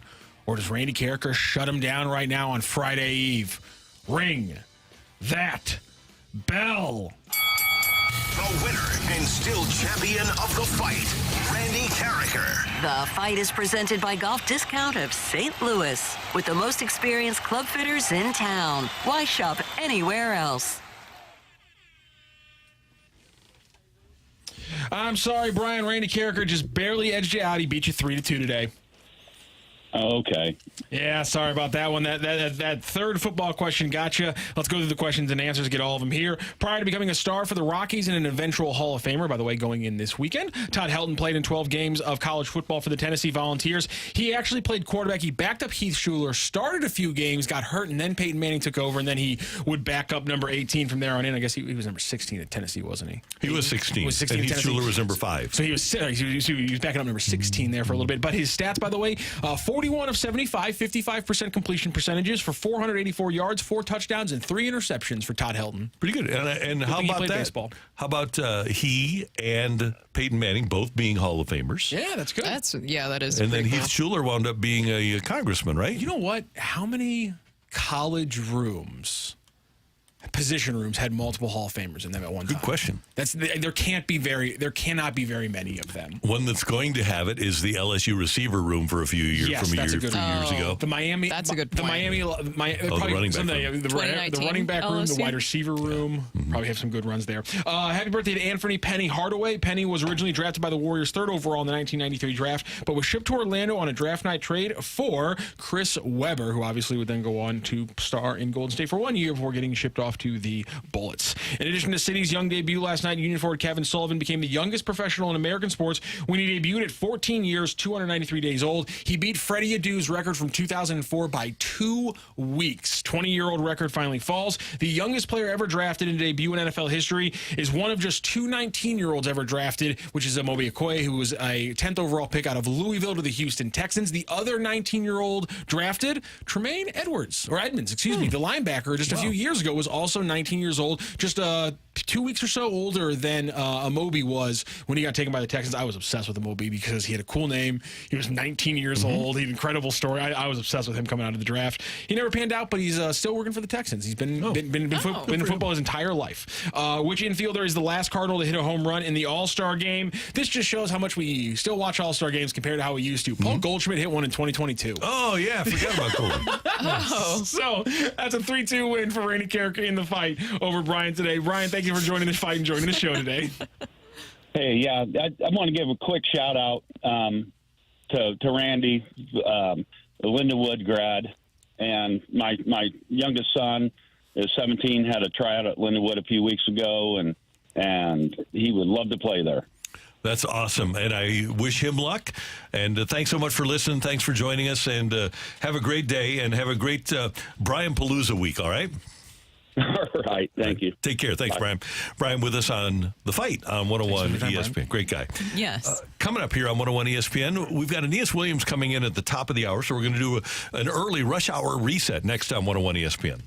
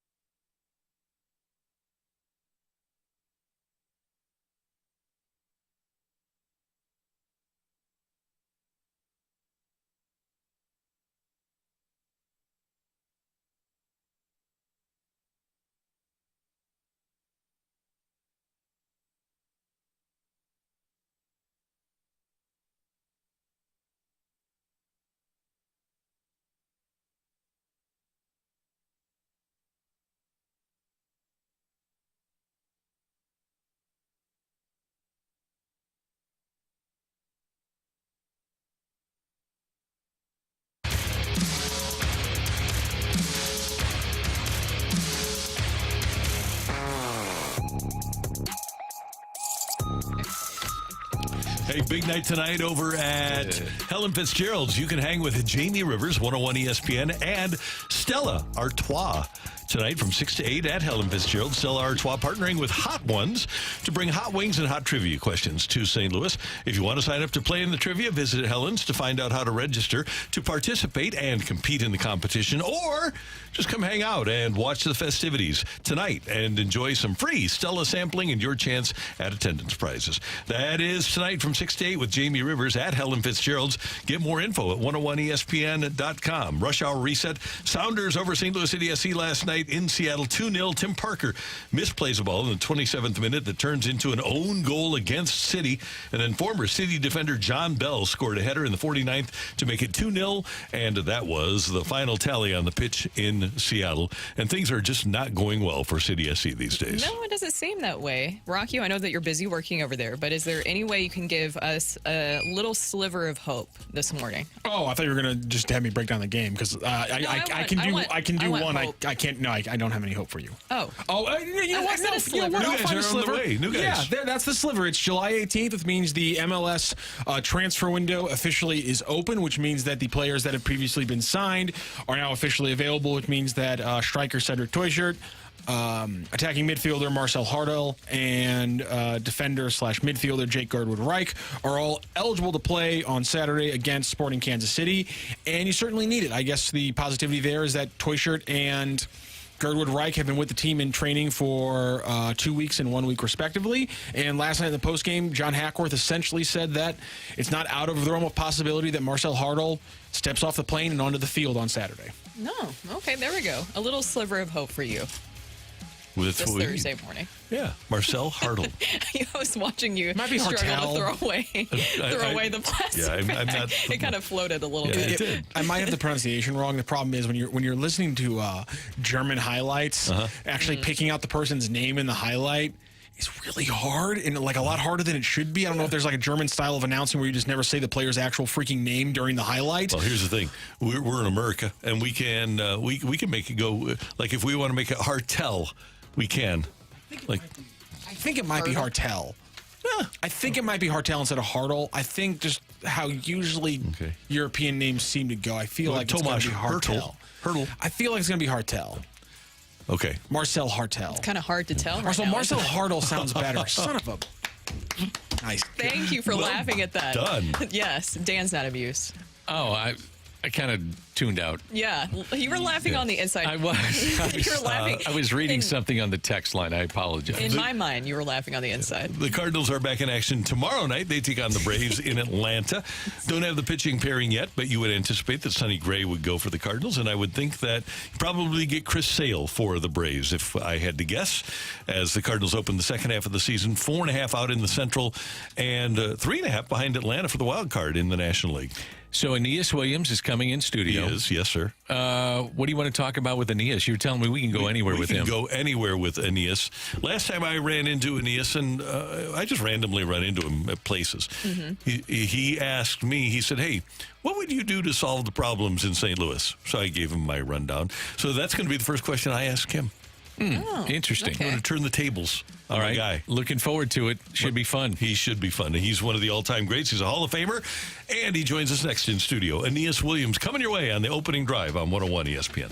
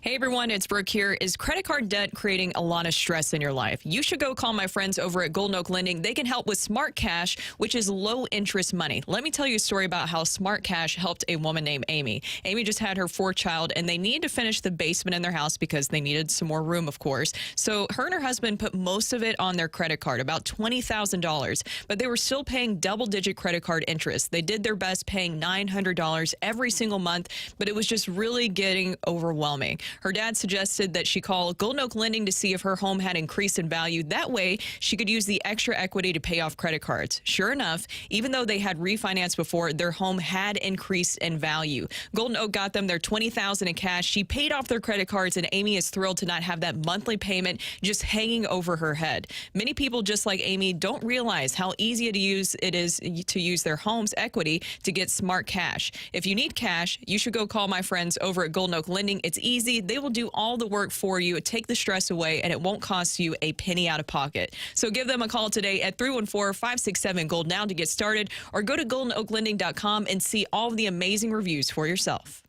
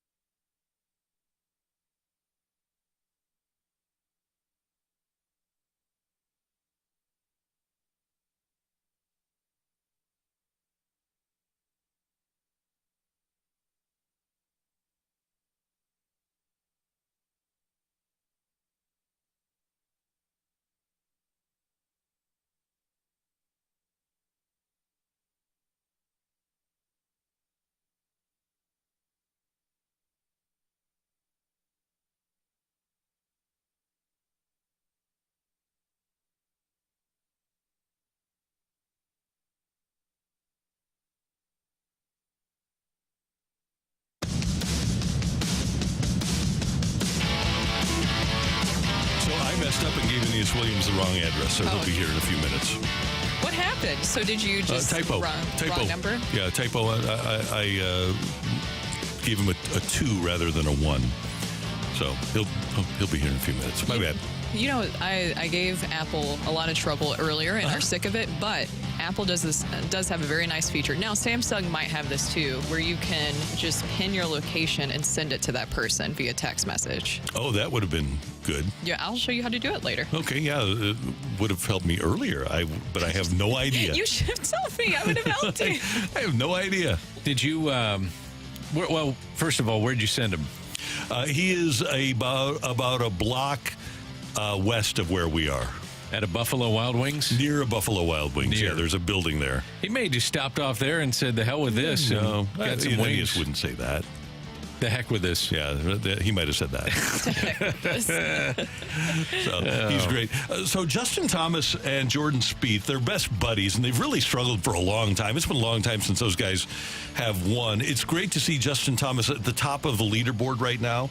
He's a guy I root for. Brooke, you covered the PGA here when it was here, and he was...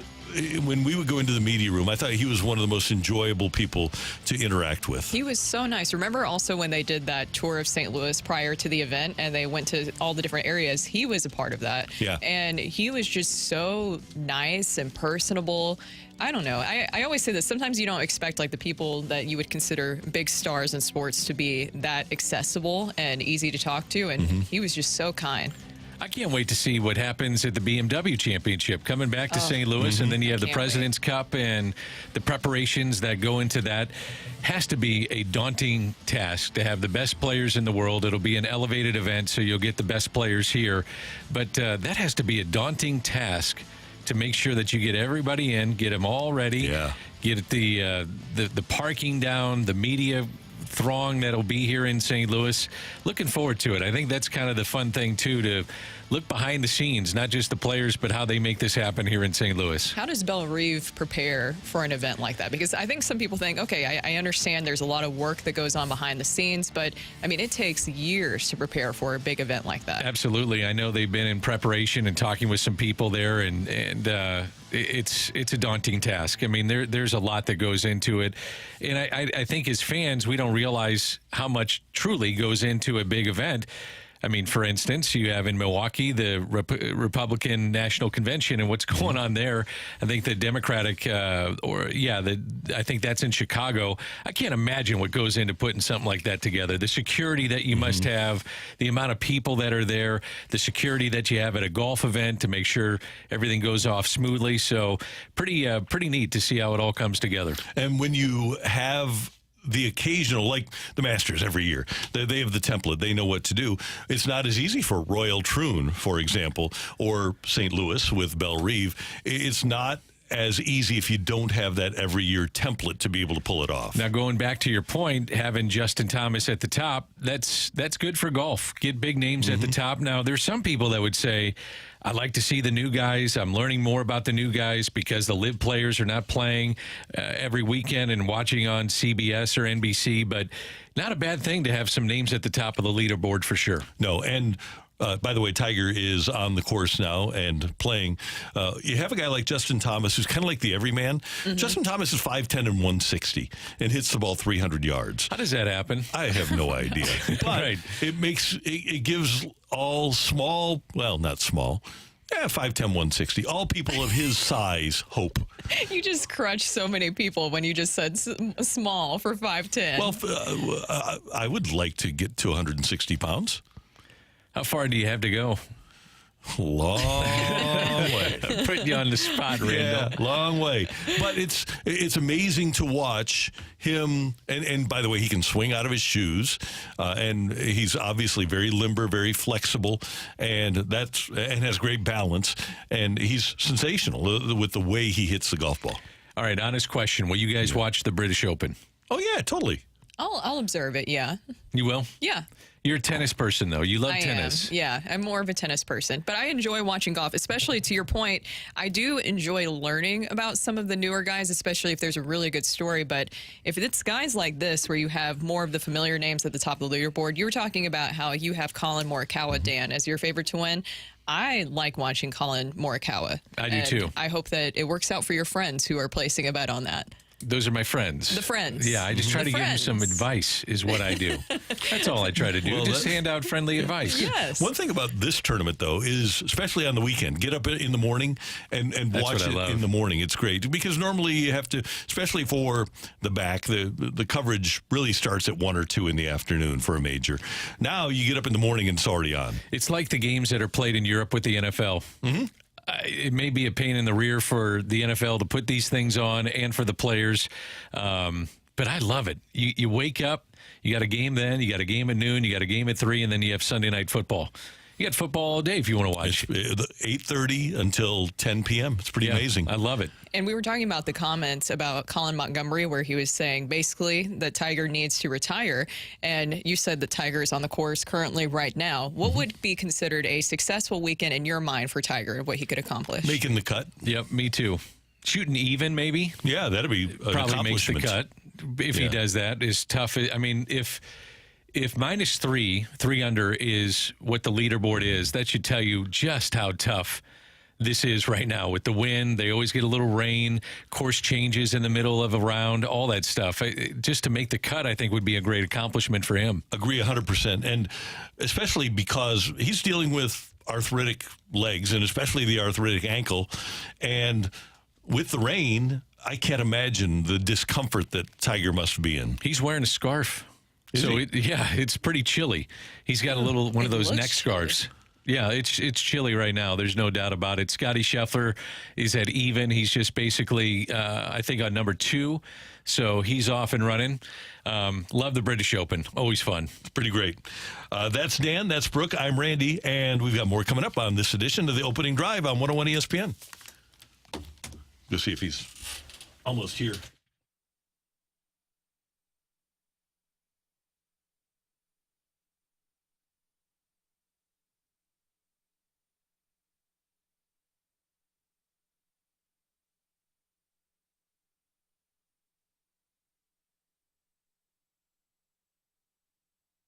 Hey, St. Louis, do you ever get tired of your job feeling like just a job and not a career? Do you want benefits, a pension, and the ability to advance in a lucrative profession? Leave your current job behind and apply today to become an install floor layer with the Carpenters Union. Excellent classroom and on-the-job training in a lucrative industry means you'll continue to have opportunities to learn, to enjoy fantastic benefits, and to make money towards your pension. Begin your new career today. Visit apply.ficstl.org today.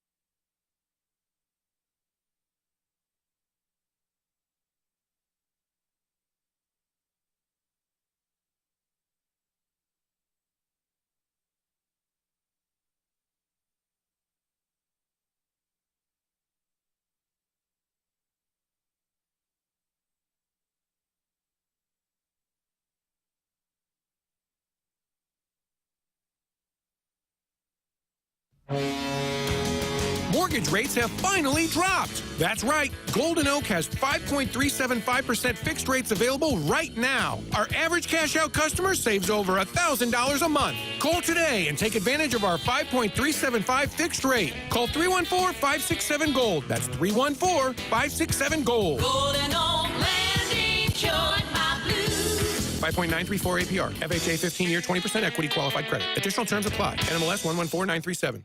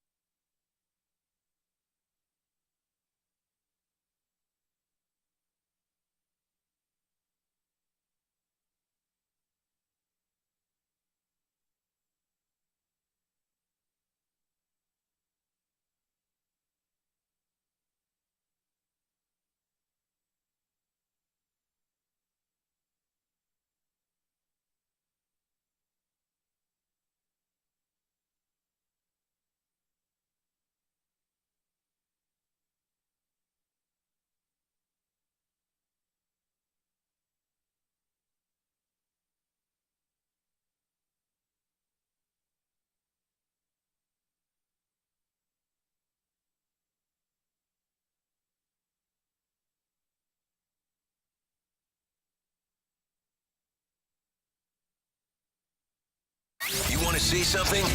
Then say it. Use the mic drop feature in the 101 ESPN app. Search the 101 ESPN app now in the App Store or Google Play.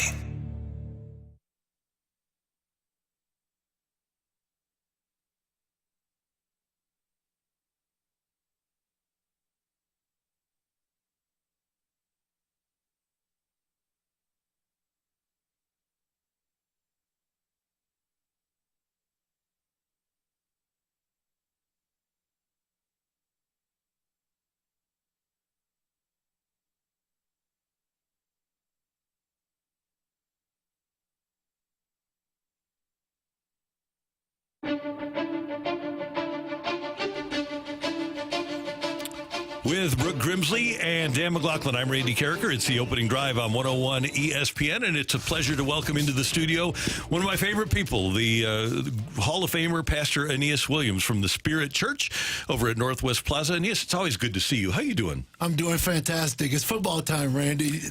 We were talking about earlier. And just the training camp time, it's a time that I loved. And thank you for having me on, Brooke and Dan. Great to be on with you guys. I was telling the guys yesterday, I really missed training camp. And my greatest joy in training camp was watching you practice, because Aeneas would pick up a fumble or pick off a pass in training camp and take it 90 yards to the end zone. Never stopped running. You always were giving 100%. Absolutely. Training camp it's the addition of the off-season training. And I know many years before me, training camp was how you guys got in shape because they had off-season jobs. But because of the OTAs, really, training camp has changed so much. And the work I do at the league, I've actually been a part of changing a lot of what happens in training camp, like the two-a-days. The younger guys are not doing two-a-days anymore. I was going to say, you actually like training camp. Yeah. Oh, no doubt. A lot of players didn't like it. But I was prepared for it, and I knew it was a part. It's like a farmer. You know there are certain things in order to get a great harvest you have to do and put the work in, and training camp was one of them. So what do you think about some of the changes that we're seeing now at training camp? I like it. It's because you had old school, I call them Marine coaches, right? You had Jim Morris and those guys, Buddy Ryan, one of my coaches, and that's what they thought, how you got a player ready. But the way the game is now and the money that these guys are making, there are changes that are either made voluntarily, I'm talking about from a league-wide standpoint, or it's forced upon you, and allow these guys to rest their bodies. We now have technology. All of them have devices that tell them how many, I think, miles they actually run in practice.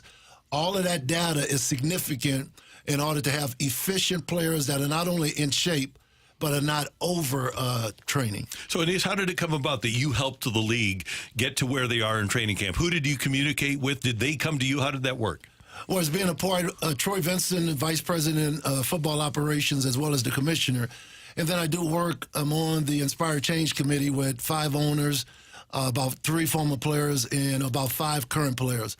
So the work also the defenseless player. What a lot of people don't know, when all these discussions were happening, the late John Madden, he wanted to make the quarterback like the punter, that when the ball was thrown, he could not be touched. So all of these things, because we saw where the league was going, and the emergence of the quarterback. Without a quarterback in the NFL, you're playing rugby. That's pretty much how Kurt Warner's career ended. Now, he had thrown a pick, and I think it was the former Ram, Tony Hargrove, maybe, that hit him and pretty much ended Kurt's career. So even after you throw a pick as a quarterback, your belief is that he should be protected, a protected species. No doubt. It's kind of like you got stocks, you got high-end stocks, and then you got low-end. We now know the quarterback position has such an impact on the game, and they're even talking now about making a quarterback's position, that cap, making it separate from the big cap, because if you lose your quarterback, I'm a defensive guy. Even if I was playing today, I wouldn't want to knock quarterbacks out. It's kind of like Wayne Gretzky. I think they had a rule when he played, if a goon or some player roughed him up, every goon on every team would get that guy.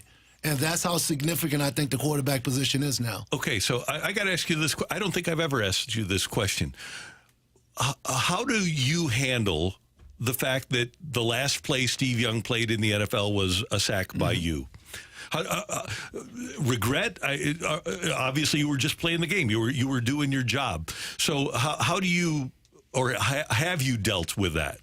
I've not only dealt with it, but I've actually gotten, because I get so many San Francisco 49er fans coming up to me at different times, and they say, you are the one. So I finally had a conversation with Steve Young. To answer your question, it was in the context of the game, and even today, it would be a legal hit. No doubt. Because I never used my head. My head and my helmet was never, all the way from Little League, you were taught, get your head out the way and see what you hit. Mm-hmm. So I never had problems with neck issues and things like that.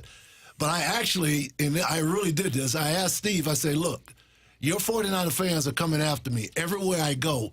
If they recognize me, I need you to put out a video and tell them that what you really felt about that. And he said, no, Aeneas, when I got hit like that, I was able to make a quality decision to retire instead of lingering around over and over.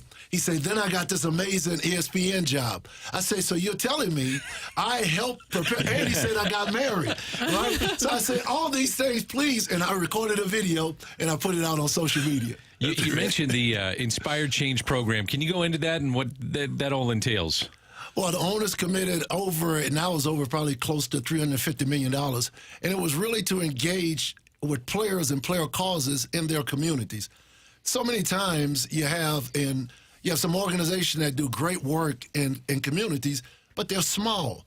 So maybe they need to be partnered up with a bigger organization in order to scale it and to be effective. So players bring causes to the league and grants. We have to vote on grants, usually twice a year. And those organizations that are helping with recidivism or any type of the digital divide or getting jobs when you come out of jail. So that's part of what the Inspired Change does. Do you talk to players when they first come into the league about handling their money? Do you ever get into that with personal conversations? Absolutely. And it's kind of like, I think maybe Shakespeare said, what youth is wasted on the young. A lot of times, even if you give good information when you're young, you're just not thinking about it. And the league does an amazing job on a regular basis, and when guys even decide intentionally that they want help, the league also provides information and financial literature and require that their agents also have something that they're putting in front of the players. But once again, how difficult, think about when you were young, and now you're a millionaire, and and now the money is so much more, it's higher now. So now it's really getting guys to come to the conscious awareness that at 22 years old, 23 years old, you're going to have the rest of your life. And so that's what we like doing. I wanted to point this out on the text line from the 408. Born and raised 49ers fan, hated the hit, clean play, though. Yeah. So people are starting to understand it, Aeneas. But it's so great to see how much you do for the community and in the NFL as well. What would be just the piece of advice that you'd give to a young NFL player? I know we talked about the financial side of it, but how to conduct themselves on the field and off the field. One of the toughest things now is you don't have as many veterans. There's so many young players. It's a young man's game. Mm-hmm. And the veterans that I had in the locker room, I had somebody who had already done it. I remember Aeneas Williams when I got to the Cardinals. Not a well-known player, but he said, get all you can and can all you get. So it was just in that locker room when you had veterans who probably had made the mistakes when they were younger, but they played long enough to get a bounce back and to learn from those mistakes. That's the most important thing I tell the rookies. There's a young man, Miller, that went to John Burroughs, who's now a free agent signee with the Kansas City Chiefs. I shared with him, I say, get with McDuffie. They're all-pro guy because a mentor is not somebody that gives you advice. It's somebody's advice you follow. And a mentor has already, I call mentors, credible, successful others who've already done well what you're trying to do. That's the first thing I tell young guys. The great Aeneas Williams with us in studio, and we're going to talk about, because last time we were together, you asked me, what would you do to help this town? And I'm going to turn the tables, but I have one more NFL question, and we don't have to stop with NFL. There's a lot, but I always love when a shot of Roger Goodell, maybe at the opener or at a game he's at, and there's Aeneas Williams, and I say, oh, there's Aeneas. And he knows your allegiance too, and that you live here in St. Louis. Does Roger Goodell like us? Absolutely. And I say that with all sincerity. Sometimes there's such a narrative. There is no dislike towards St. Louis. And matter of fact, there was a lot of success in St. Louis. Did it end it up well? No. Do we like it? No. I see fans all the time. I don't like that the team left St. Louis. St. Louis is a team that is a football town. Mm-hmm. We see it with the Battlehawks, and when there's a winning product, certainly. But this, I think cities are tested. You're tested when your team is lousy. And the St. Louis Rams fans showed up. And when they won, of course they showed up. So in my heart, I would like to see a team at some point, and I know people say stuff is impossible. I don't think it's impossible. I really believe this city on the Mississippi River, where it travels the fastest of any place where the Mississippi River is capable and needs another NFL team. That is the Hall of Famer Aeneas Williams, Pastor Aeneas Williams. By the way, how can people go and visit you at the Spirit Church? 9 and 11 Northwest Plaza. Anybody has roots in St. Louis, you know where Northwest Plaza is. Totally redeveloped. We purchased the Toys R Us building, and we have services 9 or 11. We also have an amazing, what we call a men's locker room, every first Monday of the month, 7 p.m., where men come from all over the city, and we get a chance to say to the men what the ladies been telling them every day.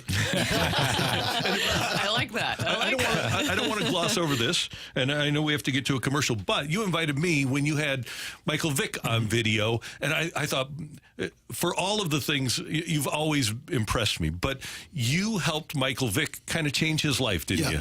Mike did a lot of it, and he had a lot of other help, but one of the things the game of football uniquely and organically helps a person with, and that is to learn how to get over bad plays. And sometimes bad plays are bad decisions in life. And I can tell you from people that really are involved, been at the league office for a long time, they have told me Michael has been probably the next to, I'll think of the quarterback. Who was the other quarterback? The second, Ryan Leaf. Uh-huh. Michael Vick next to Ryan Leaf, those two probably have had the biggest transformation and epiphanies as relates to owning what they did and going back and being advocates to stir other young people to be aware of these poor decisions in order to help them not to have to go through the same thing. And that's what I love, that so many times, even as a Christian, I failed many times as a father and even as a husband. But I have to tell my story, tell the truth. I didn't get in the Hall of Fame, Randy, because they didn't catch touchdowns on me. I just choose not to remember the ones that were caught. It's called selective amnesia. So we learn from those things, but we don't allow those things to dictate our future. And that's what I love about Michael Vick's story. Aeneas Williams with us, and we're going to talk about our community coming up next on the opening drive on 101 ESPN. It's time for a DraftKings at Casino Queen Redbird report on 101 ESPN. Bert Grimsley here for your Redbird Report. The All-Star break is done, and the Cardinals will start the second half of their season on the road with the Braves for a 3-game series starting tomorrow night, and then they will head to Pittsburgh to face the Pirates. The Cardinals enter the second half of the season 4 games above 500 and just 4.5 games behind the Brewers in the NL Central. The second half will present a big challenge, though, for the Cardinals. They will have the 4th toughest schedule in the National League in the second half of the season, 9th in all of baseball. The Redbird Report is presented by DraftKings at Casino Queen. Play, stay, dine at DraftKings at Casino Queen.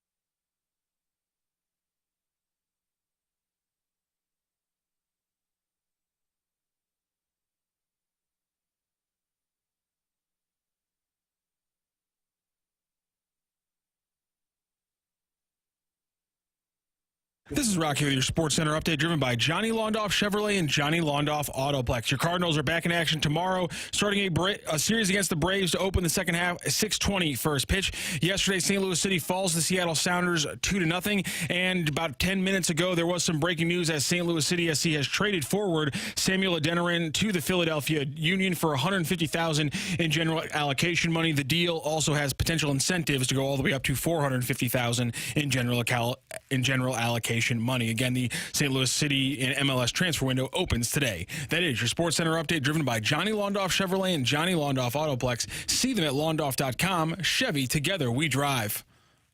Are you kidding me?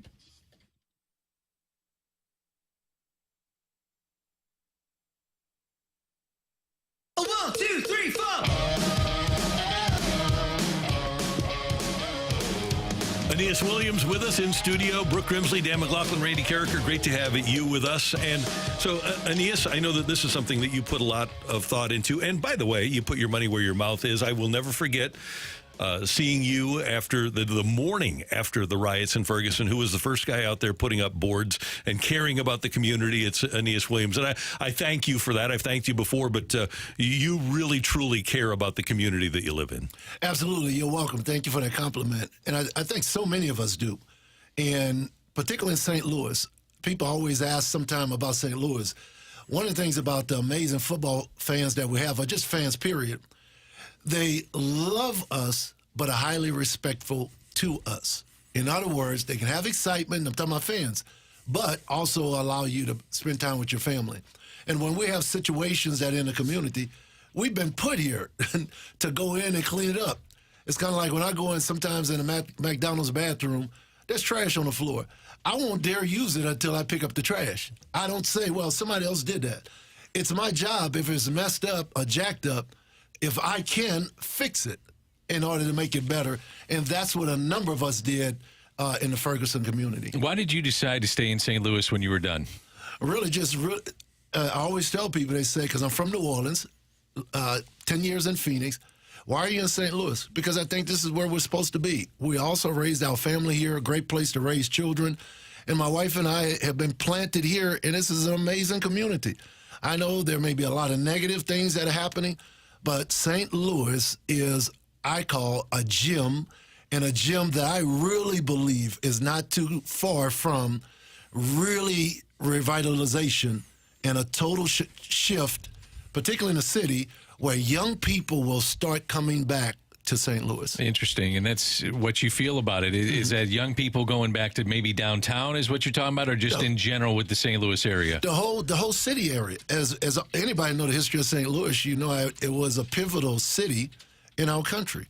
It's centrally located. We have one of the biggest faults not too far from here. This is an important city, and I pray for leadership, because everything rises and falls on leadership. And those leaders have to have vision. And vision galvanizes the community. It galvanizes people who can finance changes and put money into the city in order to change and renovate things. Yeah, I'm with you, Aeneas. As a transplant myself, I love St. Louis. This has become my home. I absolutely love it here. And you're right, it's a gym. And there's so much potential here in St. Louis. So when you talk about the vision of really seeing the city transform, and I believe that city and county, what do you envision that the way that you could bring people together more to really transform the city and the county? You know, Brooke, when you asked me that question, not only to bring St. Louis together, but really in this country, there's a word that's been on my heart, and it's the word of two words, mutual respect. So in order to have a vision, now I have to have opposing thoughts, because not everybody will think, okay, that's the right vision. So how do I win somebody? I think one of the things, Randy, Brooke, and Dan, that needs to happen more is to start having conversation on how to have civil discourse. Because people are angry. And sometimes if you're in this party, you're stupid. And if you're in the other party, you're stupid. We can never get anywhere like that. So I know this may sound like it's not an answer to the question, but I really think it's the root cause of coming up with a mutual vision. And that is to have people that have totally different thoughts to be able to mutually converse and come up with a workable plan in order for the county, the city, all to be able to work in harmony and utilize resources where you don't have duplicate services like we have sometimes in our city. Aeneas, do you think when you talk about civil discourse and we talk about leadership, you use both of those words, it seems like in every level of civic leadership, politically, local, state, national, it seems like that is an issue. That's civil discourse among the people that we hire to be our leaders is lacking. And it seems like if they would take the cue, that it would kind of trickle down to the rest of society. And part of it is just like the conversation I had recently with some people that have major influence in our country to get the word out. Part of it is have communities, have roundtables to actually model this.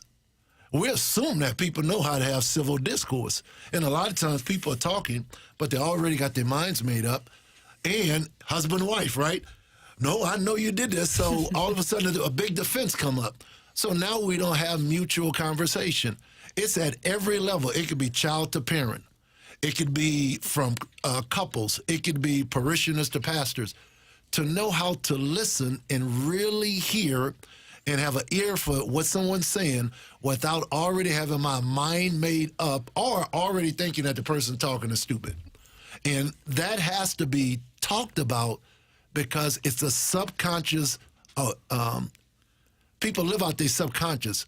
So they're not aware of it until it's brought to our attention. The very first time I met Aeneas Williams in 2001, you asked me questions and you were listening. And isn't that a part of the key, too, is listening to other people? Absolutely. And that's what you do. That's your life. That's how you go about your life. Yeah. I wish I could tell you I've done it perfectly. I haven't. All of us need to be reminded periodically because we forget, right? Or we got egos involved. Or we're not thinking about multiple generations. He's the God of Abraham, Isaac, and Jacob. So there seems to be always a focus on multiple generations. When we're not thinking about our grandkids, our great-grandkids, or the family members we may never meet, we will make decisions that will only benefit our generation. And that happens a lot in our leaders. Who are your influences growing up? And I bet you still have influences now. Well, it started out, I just told my oldest brother, who's a master plumber in New Orleans, my middle brother's a CPA, I never had to look outside my house for a role model. My father and my mother, and shout out to my dad, who passed away, Lawrence Williams, July 16th last year. So we celebrate the 1 year. And they were my influences. My big brothers were my influences. Then once I got out the house and began to this football career, a couple of guys, Maurice and Kevin, really inspired me. Also, some pastors inspired me. My wife inspires me. So, and then I've had Gil Bird. I don't know if, Randy, you remember that name. And a number of those guys really inspired me to not only be great, but to know how to overcome bad plays. How about now? I guarantee you got influences now. Yes. So what do they do for you? As you influence so many others, what do they do for you on a daily basis? Well, one, get me to think, and two, model how to lead people. Because the greatest thing right now, even in our ministry or in my family, it's leadership. So I have mentors. I have someone, Dr. Conway. He's a pastor down in Dallas. He models leadership. There's a guy by the name, you guys may have read some of his material, John Maxwell, who really is like a guru as it relates to leadership. So people like that help me. And by the way, when I'm around what I would call mentors, I'm pretty quiet. I'll ask a lot of questions because it's not about what I know. Even if I'm around, just on a call yesterday with owners, I learned questions that owners ask. So somebody could be a mentor, and I could read a book. I'm reading a book now. The guy that had a huge impact on Desmond Howard, Tom Brady, Phelps, the swimmer, and all these great athletes was a counselor at the University of Michigan. Hayden is his name. It's an amazing writing of how he, as a counselor, by Bo Schembechler, who put this in place at the University of Michigan, that every freshman had to see him.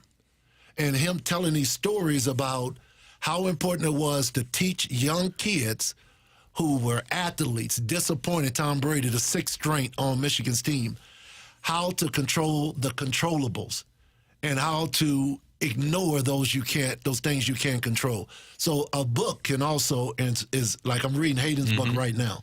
Interesting. Wow. That's amazing stuff. And I hope everybody is truly hearing and taking in what you're saying, because you're right. I mean, people have gotten so divisive, or just at each other's throats, it feels like at times. Do you think that social media also has a big play in that? Because social media is great in a lot of ways, that it connects you to so many different people. It's supposed to be another form of communication, but it almost seems like it's made us less social in other ways. Well, I want to go back to the original question with Dan. And this person is not my mentor. This person is my Lord. And just studying the life of Jesus, the people that least liked him seem to like him the most. The people that would least like him seem to like him the most, because he seemed to have treated every person with dignity. And when it comes down to social media, here's another thing I don't know if we're thinking about. Some of this is infused by foreign nations. And I don't think we are aware of that. It's not just Americans coming up with this divide. It's spoon-fed, and I have no documentation, factual evidence. But a lot of times, people don't realize an enemy sometimes has a long game. And that long game may start in the short game by influencing the minds of people and inserting thoughts and arguments, and people hearing it over and over again. And now with AI, we don't even know if it's really the person that's saying it. So that's why civil discourse is so important. If I get online or social media, and let's say I'm a representative, state representative, and two of them on social media, allegedly, but it's an AI deal. And somebody, that AI imposter, is saying something about the other, and the other saying something. Well, when they get together, they need to sit down and have a conversation instead of thinking, you said this, I said this. We're aware of these things. And now once you're aware of AI, potential misunderstandings, potential lies, that's so important to have the one-on-one. That's why we're glad COVID over. We are social beings. And that isolation stuff, that's death, pretty much. And a lot of our young people really suffered during that time. We're going to head down the stretch with Aeneas Williams coming up on the opening drive on 101 ESPN.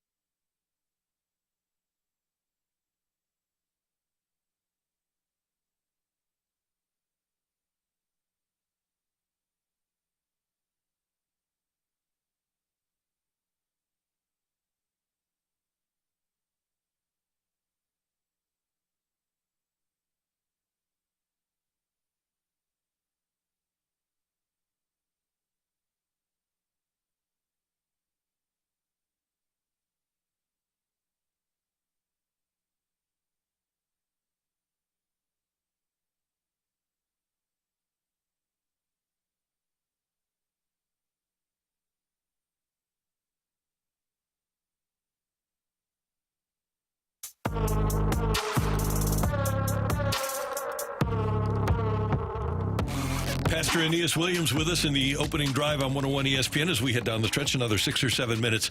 So Aeneas is a regular listener to 101 ESPN, and we do appreciate that.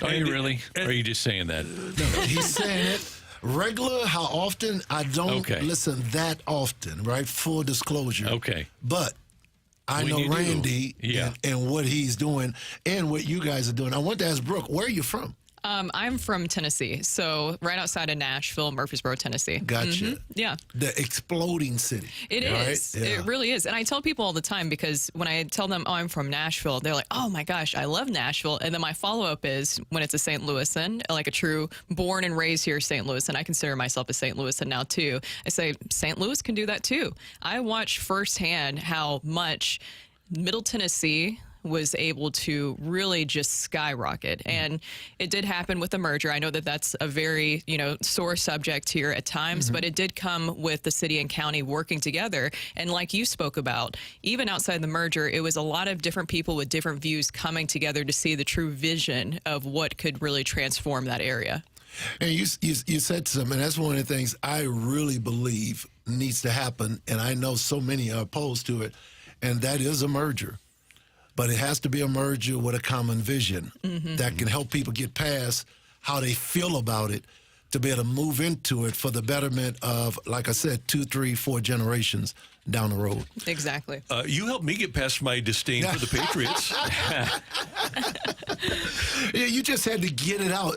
Remember, think of anger, Randy, like the old tea kettle, right? When it got a certain temperature, it blew.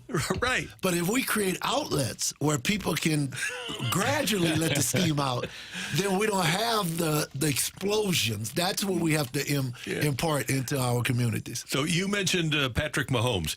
If you could play cornerback or safety, if you could face a quarterback today, because you're up for every single challenge, who would you want to face?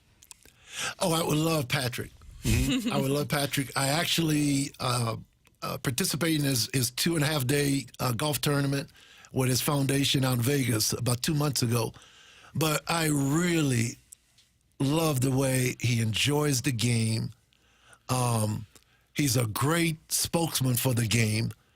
And just being around his family, and he and Travis Kelce, those guys make the game fun, know the game. He's excellent at it, and it looks like he's playing a child's game. If you look at when Mahomes is playing, yes, he has techniques, yes, he has skills, but when he's out on the field, it looks like he's playing like he was in Little League.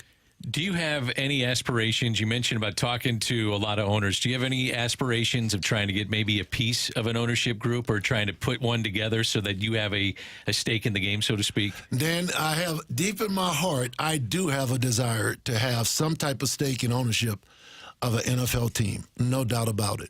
Wouldn't be easy probably to put that together, but I would imagine with your input with these owners, they'd be welcoming you with open arms in that situation, would they not? Well, it just depends on his business, right? When it comes down, it comes down to business. But the other part is, I'm keeping my eye on our MLS. That's going to grow. And I know the Taylor family has it. And just about, there are a number of NFL owners, Arthur Blank, Robert Kraft, all of them have teams. And it may not look like it's on fire right now, but it's kind of like the WNBA. It's going to continue to grow because of the diversity in this country. So soccer is also one of the teams that I would be interested in having and have an interest in ownership. Love that. Soccer is so exciting. You talked about a player that you like to watch now, and Patrick Mahomes. Is there a coach that you really like to watch and admire the way that he goes about his business? Got to be Andy Reid. I had a chance to have a conversation with Andy. I'll never forget that I asked him a question. And I love asking this question, Randy, to people that I meet. And whatever they do, I ask the question, what's something about your profession that would be interesting for somebody else to know that they may not know? So one of the questions I asked Andy, I say, Andy, I asked Andy that question. Without hesitation, He said, coaches hold grudges. I said, what? I said, wouldn't that be against their own best interest? He says, you'll be surprised. Coaches hold grudges. So when I saw all the footage from the Super Bowl of Travis bumping him, y'all remember that? And they were talking about, oh, he should have did this and did that. I said, you guys don't know Andy. Andy is not taking that personal. They know each other. He's going to not make it any big deal at all. And so it was just interesting that Andy is my guy because I think he's hands down the best coach in the league right now. He's great. Aeneas, every time I run into you, and randomly we run into each other all the time, which is great because my day is always better when I talk to Aeneas Williams. So for us, for people that are driving around listening, how can people make other people's days better? How would you suggest we go about trying to make other people's days better? Probably pay attention to that little voice on the inside that gives you a compliment from someone. Give it to them. That voice on the inside that says, that person in front of you, just pay for their grocery if you can. It's really through acts of kindness, that spirit, not by anything being reciprocated. It's about that's who we are. We're supposed to go about doing good because there's a lot of bad. And if you see a child, you see something, Brooke, beautiful hair, right? I could have kept that, right? And sometimes we keep words that may encourage someone. I went through the McDonald's drive-thru, and it was just in my heart for this person who I see 4 o'clock in the morning through the drive-thru when I get my coffee, right? And I didn't know. It was in my heart. Get the lady a certain few dollars. And she said, man, you just don't know. I've been having the worst week. I had no idea. But one act of kindness can possibly, the other thing, I go around the country with Centene and the Pro Football Hall of Fame, and that is talking about mental health among young people. And I have a statement that says, one more day. A lot of times when young people or people take their lives, if they can just get one more day. So one more day of somebody giving a kind word or kind encouragement or do something good for somebody, we would be shocked how that would impact them far more than we would ever think it did. And it was something small, and it's something that we can do. I got to tell you, if somebody sends me to the wrong building, I'm furious. And I send you to the wrong building, you walk up with a smile. How you doing, Randy? So we appreciate you coming by and being patient that I sent you to the wrong building. Yeah, I got one final statement based off that, because you said I was at the wrong building, and I came with a smile. And I heard a statement yesterday, and the statement was, some things can't be fixed. You just got to endure it. Some things can't be fixed. You just got to endure it. And there's a benefit to learning to endure some things that maybe we can't fix. Yeah. So thank you guys for having me, Dan, Brooke, Randy. Appreciate you guys. Always love having you on. It's awesome. Aeneas. And by the way, Google the Spirit Church if you want to be motivated and inspired. Aeneas and Tracy Williams do a great job at the Spirit Church at Northwest Plaza. A great job today by our producer, audio, video engineer, the one, the only Matthew Rockyu, who says, pleasure. Brooke, did you have fun today? Of course. It was now great. I feel really inspired. Andy Mack, you're awesome. You too, buddy. Pleasure. And Aeneas Williams. We thank you for tuning in, texting in, and being a part of the show. For all of us until tomorrow morning at 7, have a great Friday Eve, St. Louis.